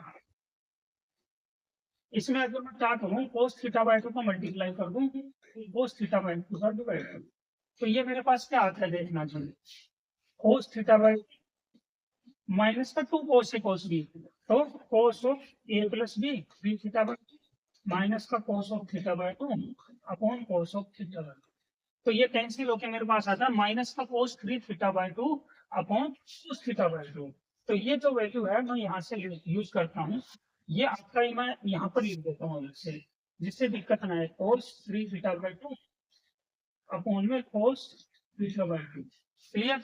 अब हम इसको यहाँ से लिखना शुरू करते हैं, ये थीटा है तो पहले ब्रैकेट को लिखते हैं माइनस का कोस 3 theta by 2 upon cos theta को हम चेंज कर देते हैं, है ना, कोस 3 पाई बाय 22, ठीक है, थीटा बाय 2 का। नीचे क्या लिखेंगे अब, cos of pi by 22। I think ये क्लियर हो गया, ठीक। इसके बाद सेकंड ब्रैकेट में लिखते हैं, यहाँ पर क्या है 3 1 माइनस, ये जो है आपका थोड़ा सा गलती से मिस्टेक हो जाती है, ठीक है। तो यहाँ पर जो है क्या आएगा, माइनस का कोस, अब 3 है, 3 pi by 22 upon cos 3 pi by 22, ठीक, ये भी क्लियर हो गया। उसके बाद में यहाँ से ये आ जाएगा माइनस का कोस 27 पाई बाय 22 अपॉन में कोस कितना आ जाएगा 9 pi by 20। Is it clear, ठीक। इसके बाद में ये आपका ये वाला ये आ जाएगा माइनस का कोस 15 पाई बाय 22 अपॉन में कोस 5 पाई बाय 22, क्लियर। लास्ट वाला ब्रैकेट जो है ये आ जाएगा माइनस का कोस 21 पाई बाय 22 अपॉन कोस कितना आ जाएगा आपका 7 पाई बाय 20, ठीक। तो हम यहाँ पर देख रहे हैं कि इससे ये कैंसिल हो गया, इससे ये कैंसिल हो गया। अब इसको देखेंगे 27, तो ये आएगा 22 पाई बाय प्लस 5 पाई, जो हमने अभी यहाँ लिखा था। तो अगेन सेम चीज बन जाएगी, और ये फर्स्ट क्वाड्रेंट में है तो नेगेटिव यहाँ रहेगा। इसके बाद में 7 है, यहाँ पर भी फोर्थ क्वाड्रेंट बनेगा, तो ये कैंसिल हो जाएगा, ठीक है। ये वाला जो है ये वाला भी कैंसिल हो रहा है इससे, क्योंकि हम इसको भी कैंसिल कर देंगे 22 पाई माइनस, तो 22 पाई में अगेन वो कितना आ गया आपका, ये सारा जो है ये 22 पाई माइनस पाई आ जाएगा, मतलब आपका आ जाएगा ये पाई माइनस थीटा, मतलब ये सेकंड क्वाड्रेंट में आ जाएगा। तो टोटल ये पॉजिटिव हो जाएगा। तो नेगेटिव नेगेटिव पॉजिटिव सब मिला के अल्फा का वैल्यू 1 हो गया, सारे कैंसिल हो गए। दिस बिकेम्स माइनस का कोस 5 बाय 22, ठीक है। तो ये कैंसिल होके 1 आ गया। हमें क्या बोला 5 माइनस अल्फा स्क्वायर मतलब 5 माइनस 1 दैट इज 4। तो इसका हमारा आंसर आ गया 4। तो सबसे पहले देखिए ये लिस्ट 1 है, ये लिस्ट 2, आपको मैचिंग करना है, ठीक। मैचिंग करना है तो पहला हम पढ़ते हैं if alpha beta are the roots of this equation. तो ये रूट जो इक्वेशन है हमारी जानी मानी इक्वेशन है, इसके जो रूट्स आएंगे क्या आएंगे, ओमेगा और ओमेगा स्क्वायर आएंगे, ठीक है। हम निकाल भी सकते हैं -1 plus minus iota root 3 by 2, तो वो ओमेगा होता है, माइनस एक ही ओमेगा स्क्वायर होता है। हमें ओमेगा स्क्वायर के बारे में एक रूप, ये प्रॉपर्टी सभी को पता है कि omega plus omega square plus 1 equal to 0 होता है, और ओमेगा क्यूब 1 होता है। ये क्यूब रूट ऑफ यूनिटी होते हैं, हम जानते हैं। तो अब हमें बोला है ऐसी इक्वेशन बनाओ जिसके रूट्स ये हों 1 अपॉन एल्फा प्लस 1। तो ये जो है हम इसको यहाँ पर लिख लेते हैं। पहले ऑप्शन ए पी को हम जो है यहाँ पे सोल्व करते हैं जरा। पी के option 1 upon alpha plus 1, alpha क्या हो गया, ये पहला रूट हो गया, this is alpha and this is beta. तो ओमेगा प्लस 1 आ गया, ओमेगा प्लस 1 का मतलब आ गया माइनस का ओमेगा स्क्वायर, तो माइनस का ओमेगा स्क्वायर की पावर 2026, और दूसरा रूट आ गया इसका आपका ओमेगा स्क्वायर प्लस 1 मतलब 1 अपॉन माइनस ओमेगा की पावर 2026। तो हमें देखो बेसिकली ओमेगा क्यूब चाहिए होता है। यहाँ पर जो है आपका अगर मैं 3 से डिवाइड करूं तो ये आ जाएगा आपका 3 6 3 18, ठीक है, 2 2 6 7 21 और 6 15 50 1। तो यहाँ पर आपका रिमाइंडर 2 बच गया, रिमाइंडर 2 बच गया, तो ये क्या बन जाएगा आपका, ये स्क्वायर हो जाएगा, तो this will comes out to be omega square. वहां रिमाइंडर 1 बच रहा है तो ओमेगा, तो ओमेगा इंटू, अब अगर मैं ओमेगा का मल्टीप्लाई यहाँ कर दूं तो नीचे ओमेगा क्यूब आ जाएगा, तो ये बन जाएगा आपका ओमेगा, और ये यहाँ पर ओमेगा स्क्वायर का मल्टीप्लाई कर दूं तो ये बन जाएगा ओमेगा स्क्वायर। तो हमें वो इक्वेशन चाहिए जिसके रूट्स ओमेगा और ओमेगा स्क्वायर हो। तो अगेन सीधी बात है, यही इक्वेशन आपकी आ जाएगी। तो आंसर जो पी का है वो आ गया आपका 1, करेक्ट, इसमें कोई दिक्कत नहीं है, पी का आंसर आपका 1 आ गया। अब हम क्यू को देखते हैं। अगेन इसमें बोल रहा है alpha beta are the distinct roots, तो इसके रूट्स क्या आ गए, ओमेगा और ओमेगा स्क्वायर आ गए अगेन। अब हमें बोला अल्फा 1 अपॉन अल्फा प्लस 1, तो हम इसको भी सोल्व कर लेते हैं। ठीक है, क्यू के लिए। अब हम क्यू को सोल्व कर रहे हैं, तो अल्फा प्लस 1 मतलब ओमेगा प्लस 1 मतलब omega square again minus omega square की पावर 2027, और ये आ जाएगा आपका ओमेगा की पावर 2027। ठीक है, तो यहाँ से जो है हम देखते हैं 3 का डिवाइड करते हैं अगेन, तो 3 का डिवाइड करते हैं तो 3 से 18, और उसके बाद 22 बन गया, 3 7 21, और फिर 3 5 15, रिमाइंडर 2 बन गया, 2 2 4 हो गया, 4 हो गया तो ओमेगा की पावर 4 बन गया। ओमेगा की पावर 4 का मतलब 1/ओमेगा, मतलब ये आ गया ओमेगा स्क्वायर। ठीक है, 1/ओमेगा, ओमेगा स्क्वायर का मल्टीप्लाई डिवाइड करेंगे, ओमेगा स्क्वायर आ जाएगा। अब यहाँ पर जो है रिमाइंडर 2 आ रहा है, तो 1/ओमेगा स्क्वायर आएगा, तो ये बन जाएगा ओमेगा। ठीक, अब जो है यहाँ पर जो है क्या आया था, ये हमें देखना पड़ेगा, 2027 ये माइनस आएगा। ठीक है, और ये भी जो है माइनस आ रहा था, तो ये माइनस आ जाएंगे। ठीक, इसमें कोई दिक्कत, आसान चीजें हैं। यहाँ पर जो आपका माइनस आ रहा, पावर ओड होने के कारण ये नेगेटिव ही बना रहेगा। तो इसकी इक्वेशन जो है वो हम देख लेते हैं क्या बनेगी। इसकी इक्वेशन बनेगी आपकी, यहाँ पर बना देते हैं, X square minus sum of roots, तो minus minus plus omega square जब हम जोड़ेंगे, और फिर plus product of roots omega cube is equal to 0। तो एक्स स्क्वायर ये -1 होगा और ये +1 होगा इक्वल टू 0। तो देख रहे हैं हम सेकंड ऑप्शन आपका करेक्ट आ गया। इससे थर्ड आता है इसके अंदर आर। तो देखो अब हमारे यहाँ पर जो है, यहाँ से हम देख लेते हैं p का 1 और ये p का 3, ये तो गड़बड़ हो गए, दोनों कट गए, है ना। अब हम r को और देख लेते हैं, तो हमारा काम बन जाएगा, क्योंकि एक में r को 5 दे रखा है, एक में r को 4 दे रखा है। तो अब हम देखते हैं, ये बोला है gamma and delta are the distinct roots of this equation. ठीक है, देन द वैल्यू ऑफ, तो इसमें अगर मैं रूट्स निकालूं तो क्या आ रहे हैं, x is equal to 1 plus minus iota √3/2, मतलब इसके जो रूट्स आ रहे हैं वो आ रहे हैं माइनस ओमेगा और माइनस ओमेगा स्क्वायर, क्योंकि ओमेगा का वैल्यू होता है -1 प्लस आयोटा √3/2, तो नेगेटिव ऑफ आ रहे हैं। तो हमें बोला है इसका निकालो वैल्यू, तो अब हम इसका वैल्यू निकाल लेते हैं यहाँ पर आसानी से। हमें फोर्थ ऑप्शन को चेक करने की भी जरूरत नहीं है, हम चाहे तो चेक कर सकते हैं, बट अननेसेसरी टाइम वेस्ट हम क्यों करें। तो यहाँ पर आ जाएगा आपका -ओमेगा-1 दैट इज ओमेगा +1। देखो पावर 2026 है तो वो पॉजिटिव हो जाएगा। मैं इसको थोड़ा सा आराम से सॉल्व कर देता हूँ। ठीक है, -ओमेगा² -1 तो 1 + ओमेगा², तो ये आ जाएगा 2026। तो यहाँ से अगर मैं इसको सोल्व करूँ तो ये आ गया आपका माइनस का ओमेगा² अगेन। तो माइनस का ओमेगा², देखिए ये वाली सेम सिचुएशन बन रही है, तो ये आ रहे हैं आपके ओमेगा और ओमेगा²। सेम p वाली कंडीशन बन रही है यहाँ पर, -ओमेगा² की पावर 2026 और ये माइनस ओमेगा की पावर 2026, जो कि ओमेगा और ओमेगा² आते हैं। हमें क्या बोला है, ये जो रूट्स हैं then the value of this, तो इसकी वैल्यू पूछी है। तो वैल्यू पूछी है तो इन दोनों का अगर हम जोड़ दें, मतलब ओमेगा प्लस ओमेगा² दोनों का एडिशन कर दें, तो वो -1 आने वाला है।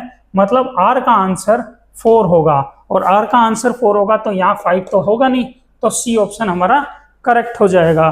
तो हमारा सी ऑप्शन करेक्ट हो जाएगा, r का वैल्यू 4 आ गया। इसको भी हम आसानी से सोल्व कर सकते हैं, इसमें भी हम रूट्स निकाल के कर सकते हैं, बट हमें रिक्वायरमेंट नहीं है तो इसलिए हमें नहीं करना है इसको। ठीक, s का पता ही है कि s का अपने आप अब क्या हो गया, 5 हो गया।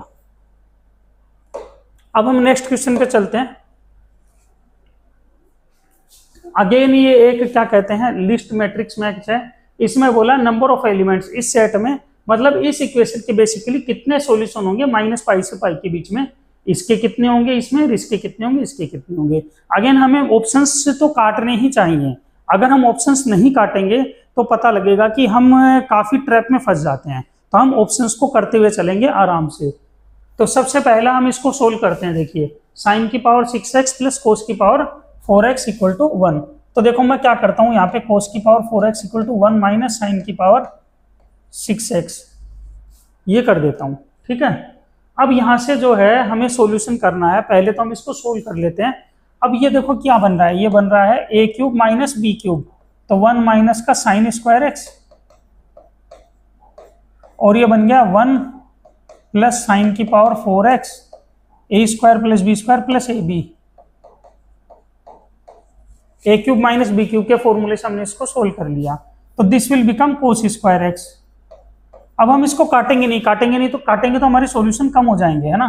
तो cos की पावर कोस स्क्वायर एक्स, मैं देखो थोड़ा सा डायरेक्ट कर दे रहा हूँ, ये कोस स्क्वायर एक्स बन गया, ठीक, ये बन गया था कोस स्क्वायर एक्स, मैं यहाँ लिख दे रहा हूँ। तो मैं इसको इधर लाऊंगा तो कोस स्क्वायर एक्स यहाँ से तो कॉमन आ जाएगा, तो यहाँ बच गया कोस स्क्वायर एक्स, यहाँ ये बचेगा सिर्फ -1 माइनस का साइन की पावर 4x माइनस का sine square x equal to 0, ठीक है। अब जो है कोस स्क्वायर एक्स -1 ये बन गया माइनस का साइन स्क्वायर एक्स, तो cos square x into minus का 2 साइन स्क्वायर एक्स माइनस का साइन की power 4x is equal to 0, ठीक है। हमें एक पेज और लेना पड़ेगा क्योंकि जगह कम है, नेक्स्ट पेज पे भी करना पड़ सकता है। तो यहाँ पर आ गया कोस स्क्वायर एक्स माइनस का 2 साइन स्क्वायर एक्स, और ये आ गया आपका 2 निकलने से माइनस निकाला था हमने, सॉरी, तो यहाँ पर आ गया आपका साइन स्क्वायर निकालने से 2 प्लस साइन स्क्वायर एक्स, तो ये ऑलवेज पॉजिटिव हो गया क्योंकि 2 से बड़ी क्वांटिटी नहीं हो सकती है, तो ये पॉजिटिव ही रहेगा। तो अब जो है यहाँ से आ गया sine x into cos x, ये 0 के बराबर आ गया। तो अगर कोस एक्स 0 है या फिर साइन एक्स 0 है, तो -π से π के बीच में देखते हैं क्लोज इंटरवल में, अगर कोस एक्स 0 है तो x का वैल्यू -π/2 होगा और π/2 होगा, और साइन एक्स का वैल्यू 0 है तो x का वैल्यू -π होगा, π होगा और 0 होगा, ठीक है। तो total number of the solution set is 5, तो इसका आंसर आ रहा है 5, तो इसका आंसर आ रहा है 5, ठीक है, ये वाला। इसमें कोई दिक्कत, तो हमारे पास में अभी पी के ऑप्शन में 5 में 2 आ रहे हैं, तो देखो ये तो आपके ऐसे ही गायब हो गए हैं, ठीक है। अब इसके बाद में क्यू को देखते हैं, sine square x plus 1 plus cos power 6x equal to 1, इसको भी सोल्व करना है जी, इसको भी सोल्व करते हैं। तो इसको देखते हैं जरा, सेकंड पेज पे वैल्यू याद रख लेते हैं, साइन -π/2 से π/2 के बीच लेना है इसको, तो ये आ गया आपका sign square x is plus का कोस की पावर 6x इक्वल टू 1, और -π/2 से π/2 में लेना है, इसमें कोई कंफ्यूजन नहीं होना चाहिए। तो इसको जरा चेक करते हैं, तो इसको उधर ले गए तो ये आ गया कोस की पावर 6x, और ये आ गया माइनस का cos square x is equal to 0, 1 को इधर लाने से माइनस का कोस स्क्वायर एक्स बन गया। कोस स्क्वायर एक्स हमें काटना नहीं है, ठीक है, और ये आ गया कोस की power 4x minus 1 equal to 0, ठीक। यहाँ से आ गया आपका कोस स्क्वायर एक्स माइनस 1, तो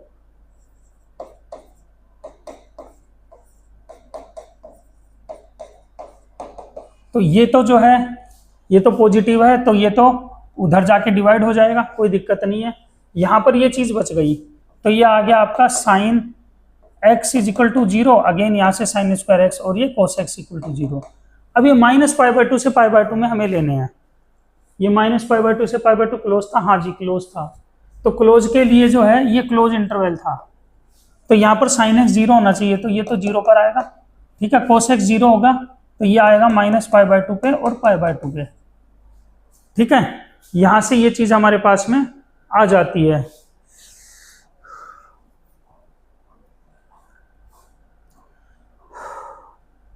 तो अब हम जो है यहां पर देखते हैं कितने सॉल्यूशन आ गए, 3 सॉल्यूशन आ गए हैं, तो क्यू के सॉल्यूशन आ गए हैं 3, क्यू के सॉल्यूशन आ गए हैं 3। देखिए अब हम आर को सोल्व करते हैं कि आर का वैल्यू क्या आएगा। देखिए -π से π के बीच में इक्वेशन है cos square x by 2 minus sine square x equal to 1/2, तो इसको हमें नेक्स्ट पेज पे लिखना पड़ेगा।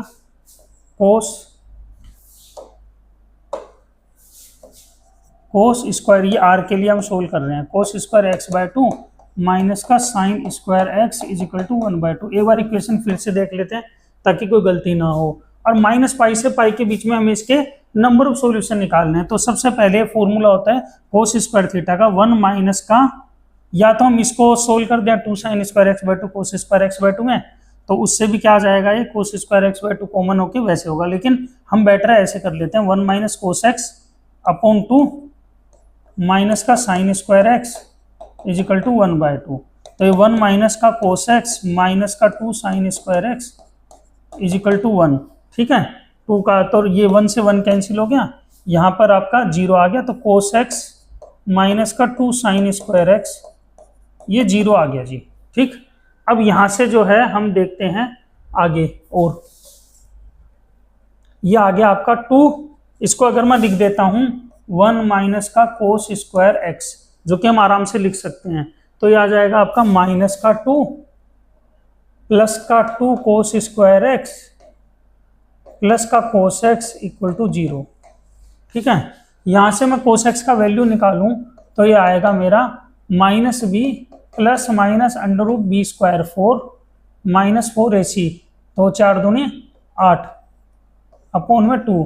ठीक है, minus b plus minus under root b square, तो बी स्क्वायर आ गया आपका 1, ओ सॉरी ये थोड़ा सा रॉन्ग हो गया हमसे, इसको हम दोबारा से लिख लेते हैं।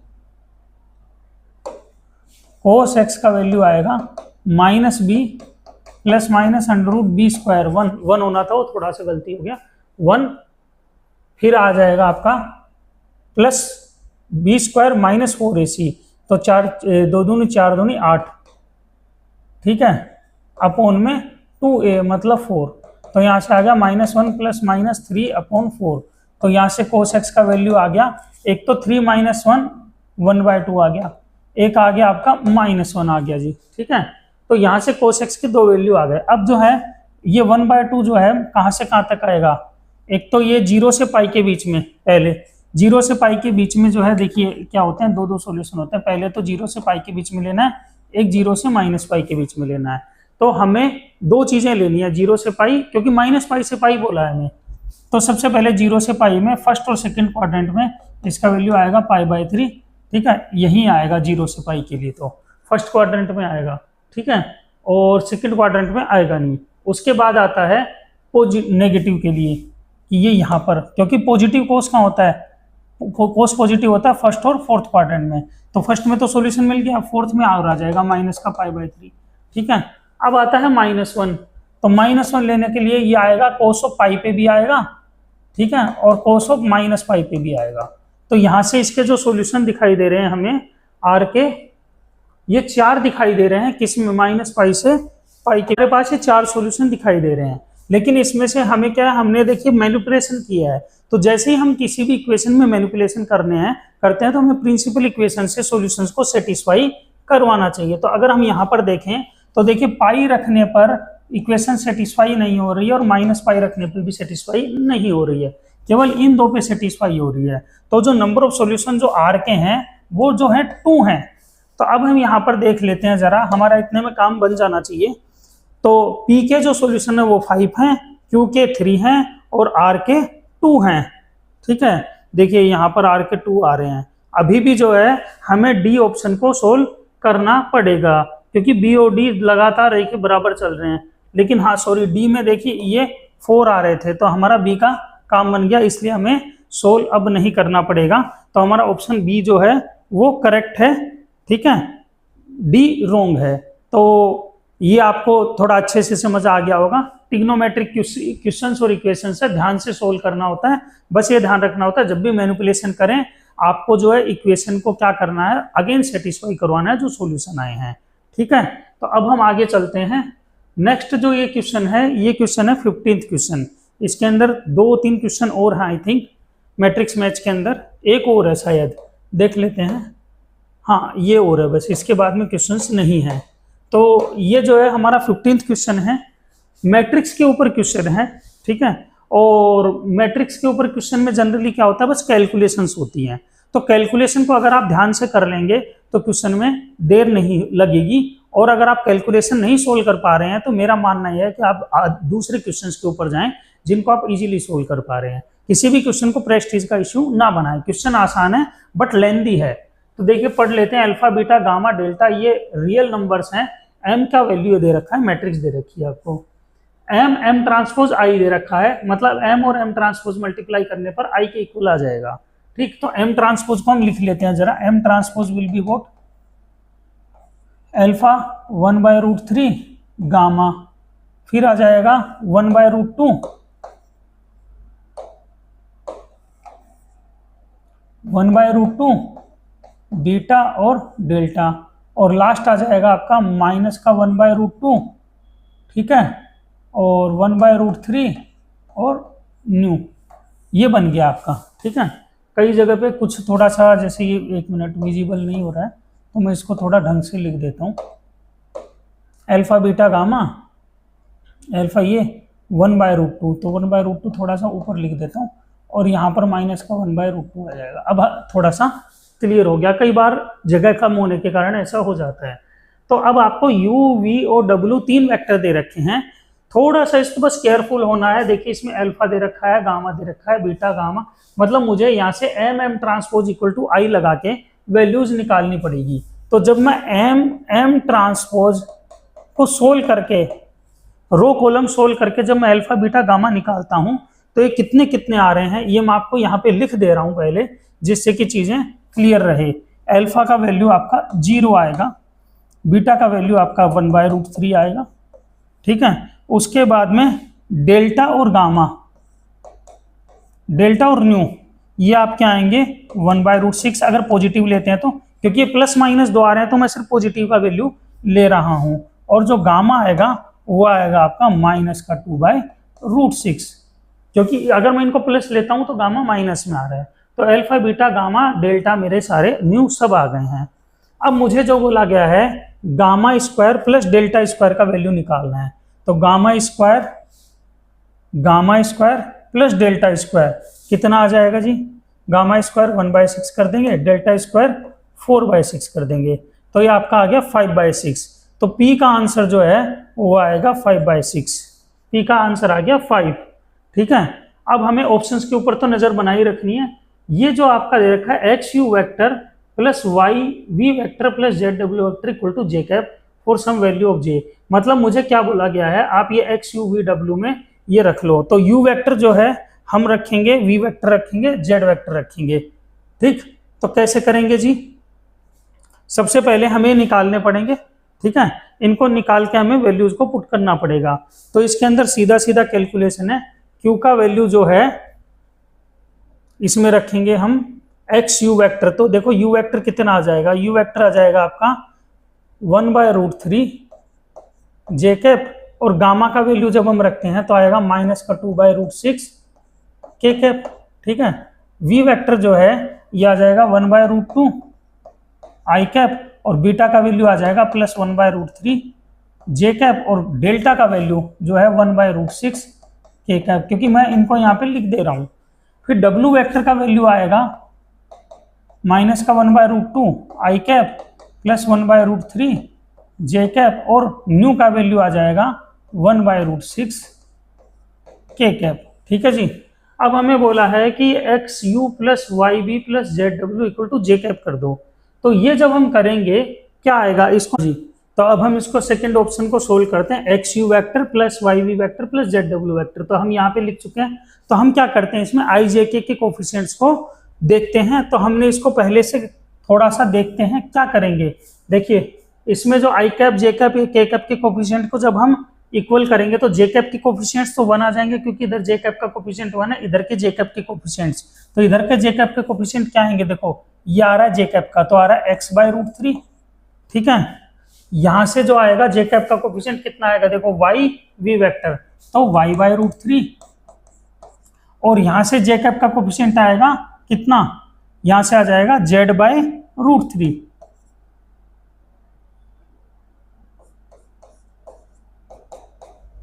ठीक है, z/√3 जे कैप का कोफिशिएंट। बाकी सारे कोफिशिएंट 0 हैं, तो देखो आप के कैप के कोफिशिएंट जो है यहां से आ रहा है y/√2 माइनस का z/√2, ये 0 आ गया, ठीक है। यहां से मैंने के कैप आई कैप का कोफिशिएंट लिया y/√2, ठीक है, और माइनस का z/√2, ये 0 आ गया, ठीक है। तो यहां से पता चल रहा है कि y और z बराबर हैं, और तीसरा जो है वो x और y के बराबर है। किससे पता चल रहा है, जब मैं के कैप के कोफिशिएंट बराबर कर रहा हूं तो देखो माइनस का दिस y और ये आपका पता चल रहा है कि x और y बराबर हैं। तो यहां से जो है x y z तीनों बराबर होने के कारण ये आपका आ जाएगा √3x = 1। तो x = आपको किसकी वैल्यू पूछी है, वैल्यू ऑफ x, क्योंकि x रख देंगे, x + 3x √3x = 1, तो यहाँ से x का वैल्यू आ जाएगा 1/√3। तो q का जो ऑप्शन है, q किससे मैच खा रहा है, q मैच खा रहा है 4 से। तो देखिए P जो है वो मैच खा रहा था आपका 5 से, ठीक है, P जो है 5 से मैच खा रहा था, तो ये कैंसिल हो गया। अब जो Q जो है आपका मैच खा रहा है 4 से, Q मैच खा रहा है 4 से, तो ये आपका कैंसिल हो गया Q। अब ये दो बच रहे हैं, ठीक है। अब हमें आता है R की वैल्यू। अगर ये जो है ये क्या होता है, डिटर्मिनेंट है, तो अगर मैं इस डिटर्मिनेंट को सोल्व करूंगा U vector, V vector, W vector को, तो इस डिटर्मिनेंट को जब मैं वैल्यूज को पुट करके यहां पर सोल्व करता हूं, ठीक है, तो इसका वैल्यू आ जाएगा 1। कैसे, देखो सीधी बात है, ये 0 आएगा x का कोफिशिएंट, ठीक है, y का 1/√3 माइनस 2/√6, इसके बाद ये रखूंगा 1/√2, 1/√3, 1/√6, ये मैंने सोल्व कर लिया था, माइनस 1/√2, 1/√3 और 1/√6, क्योंकि इसका मतलब होता है डिटर्मिनेंट, ये आ गया 1। तो आपका इसका वैल्यू आ रहा है 1, तो r का वैल्यू आ रहा है 1, मतलब r का आंसर आ रहा है 2। तो r का आंसर 2 आ रहा है, यहाँ पर ये सब बराबर चल रहे थे, r का आंसर 2 है, ये गलत है, आपका ऑप्शन ए करेक्ट आएगा।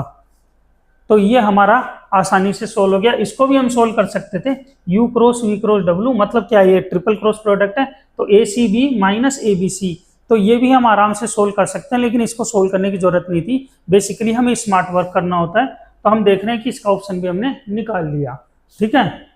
किसी को कोई प्रॉब्लम आए तो कमेंट बॉक्स में पूछ सकते हैं। अब ये लास्ट आपका जो है क्वेश्चन है जेईई एडवांस 2026 मैथ्स पेपर 1 का लास्ट क्वेश्चन है, जो कि अगेन एक मैट्रिक्स मैच है, आसान क्वेश्चन है ये। तो देखिए क्या बोला है, द सर्कल विद सेंटर, पहले में पढ़ना 1,2 touching the straight line this passes through, तो मतलब मुझे इक्वेशन ऑफ सर्कल निकालना है। बेसिकली सर्कल का सेंटर ये है और ये इस लाइन को टच कर रहा है, तो सर्कल की पोजीशन ये बनेगी, ये लाइन आ गई, ये सेंटर आ गया 1,2 और ये लाइन आ गई, तो इसकी जो रेडियस आएगी वो बेसिकली क्या आएगी, परपेंडिकुलर डिस्टेंस आएगी। तो रेडियस निकाल लेते हैं सबसे पहले, रेडियस आएगी 1 और 2, मतलब यहाँ पे 8 और 3 11, 10 आ जाएगा, -1 होके अपॉन में 5 आ जाएगा।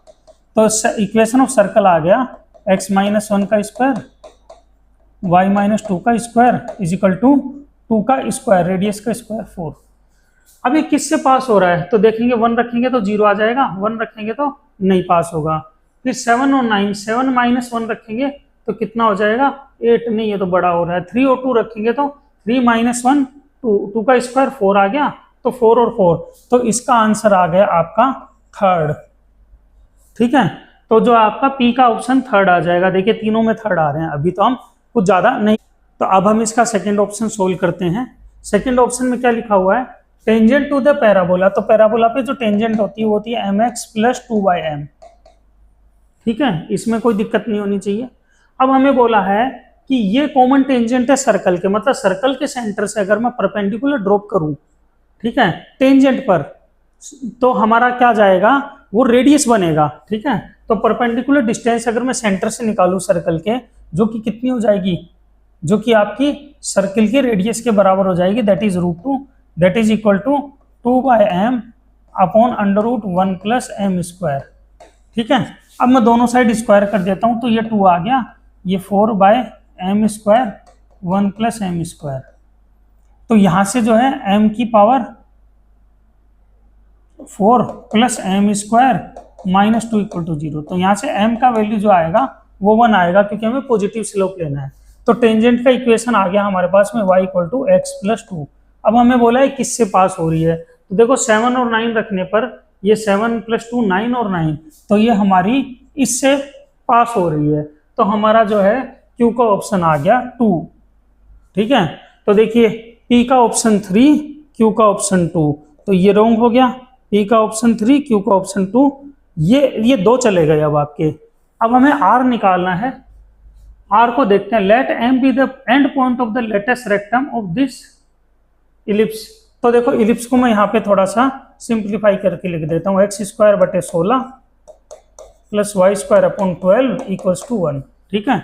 हमें बोला है and point of the latus rectum, first quadrant में लाई करने वाला, तो लेटेस्ट रेक्टम के एंड पॉइंट्स जो होते हैं वो होते हैं हमेशा ± AE, ±b² अपॉन a। इस केस में जब a > b है, ये हम क्लासेस में पढ़ते हैं, बेसिक थ्योरी का पार्ट है।